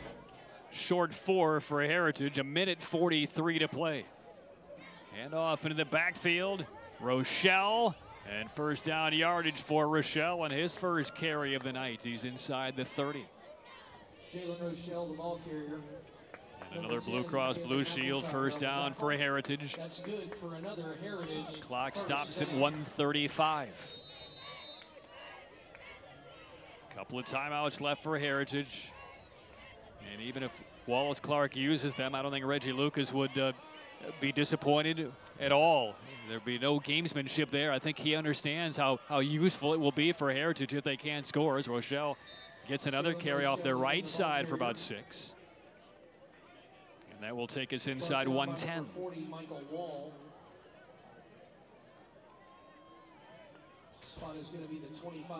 But all in all, you talk about what Wake Forest needed to do coming in. They knew this is going to be probably won by their defense, but they certainly had a lot of help on the offensive side very rapidly in that second quarter. And now one more snap as a flag comes in inside 50 seconds. Running left, Campbell runs through one. He's down to about the 10-yard line, but we'll check the penalty. It was dropped right on the snap. Clock stops at 40 seconds. You know, for Wake Forest, in reality, they've shut out. Here it is. Those 2 points were on a safety, so penalty's going to bring it back, but this defense for the Cougars has done their job tonight. And there's a look at a very strong student contingent that made the very long, I don't know, bike ride, brisk walk over here to Husky Stadium, a couple of miles away from Wake Forest High School. And they're on their way to a 40th consecutive win, and who knows, they win a 3rd straight state championship for a lot of reasons. That will put them high on the shelf of one of the all-time great programs, at least within this decade here for Wake Forest, but will certainly separate them from a lot of the chaff. Clock running, 15 seconds left. We'll see if Heritage gets off one more snap. They don't look too interested. And the Wake Forest Cougars, seconds away from a 40th straight win and essentially the NAC 6 Conference Championship. And there's a final play, one more defensive stop for the Cougars, and Wake Forest wins its 40th consecutive game. And they have just about put away the conference title again. Final score 38-2. Wake Forest over Heritage, and as Claire Underwood from House of Cards would say, my turn. It's still my turn for Wake Forest in the NAC 6.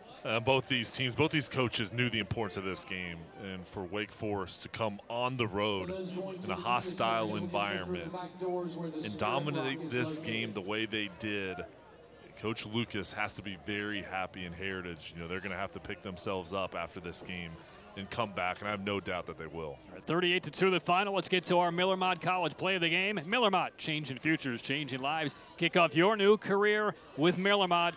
And we saw a couple of huge runs early by Markel Haywood, 61 and 64, back-to-back touchdowns in that second quarter. Haywood was hitting home runs tonight. I mean, in the second quarter, he just put the Cougars on his back.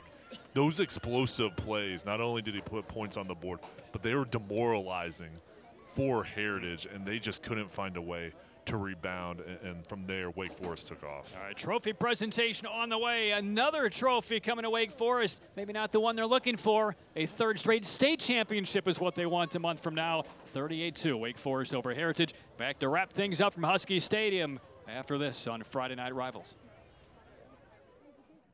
I'm a student athlete, which means I'm still learning. I'm still growing. I'm getting important lessons about perseverance, teamwork, determination, respect, and dedication through playing sports at my school. Mom, Dad, Coach, in a few years, I'll probably forget a lot of the details, but I won't forget the lessons I learned from the way you act towards my teammates, coaches, referees, and other fans. What kind of lesson do you want me to learn? I'm watching. Sportsmanship, together we make the right call. This message has been brought to you by the North Carolina High School Athletic Association. Your vehicle search ends here. Hendrick. Hendrick Chevrolet in Cary has North Carolina's largest selection of new Chevys, plus up to $15,000 off MSRP. Find new roads at HendrickChevrolet.com. That's the power of Hendrick. 3 years ago, I was diagnosed with leukemia. If I didn't have health insurance, today I would be dead and my son would be growing up without his father. Congressman George Holding, there are more than 300,000 people in this district whose lives you put in danger when you voted to cut protections for people with pre-existing conditions. Mr. Holding, our lives are not some kind of political game. I'm Linda Coleman, and I approve this message. Give us your longest day, and we'll give you a great night's sleep. Because during the Rooms to Go holiday sale, the all-new Tempur-Pedic mattresses are in stock with an incredible finance offer. Your best night's sleep starts with payments of $25 a month for a queen Tempur-Pedic mattress with 88 months interest-free financing. So hurry in now and buy one of the new Tempur-Pedic mattresses for as low as $25 a month with 88-month interest-free financing. Only for a limited time at Rooms to Go. Your vehicle search ends here. Hendrick Chevrolet in Cary has North Carolina's largest selection of new Chevys, plus up to $15,000 off MSRP. Find new roads at HendrickChevrolet.com. That's the power of Hendrick.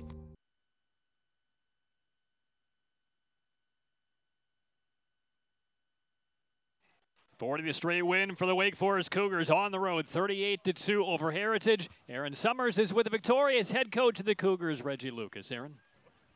Coach Lucas, you held Heritage scoreless the entire game. Just that safety there, the 2 points. How were you able to completely shut down their offense? I just think right here at the end of the season, we're putting everything together, offense and defense. Obviously, special teams, we got some improving to do, but I'm proud of my defense and the way they played. I asked you about the win streak. You said that you hadn't thought about it, wasn't going to be in play tonight, but you are 40-0 now.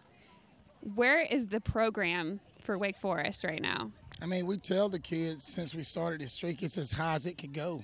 I mean, we can only start going down, and these guys is holding that bar up high right now. We get another Friday Night Rivals trophy. We saw you earlier, so you can add that to the collection. What can we expect from you guys the rest of the season? We're just trying to stay focused, moving on to Corinth, trying to win the conference outright, and then get ready for the playoffs. All right, thank you. Thank you. All right. 38-2 the final score. Wake Forest over Heritage as both of these teams prepare for the end of the regular season next week. And then the playoff run for both of these teams begins 2 weeks from tonight. And Jay, some final thoughts on another win for Wake Forest. They were impressive tonight, and they're well on their way to having another long run. Defense, outstanding. Offense, running the football. You know, that's where they can hang their hats. Now they have to clean up their special teams a little bit, but they're going to have a long run. They've got to be very confident looking towards the playoffs. Now Heritage, you know, tonight did not go their way. Disappointing.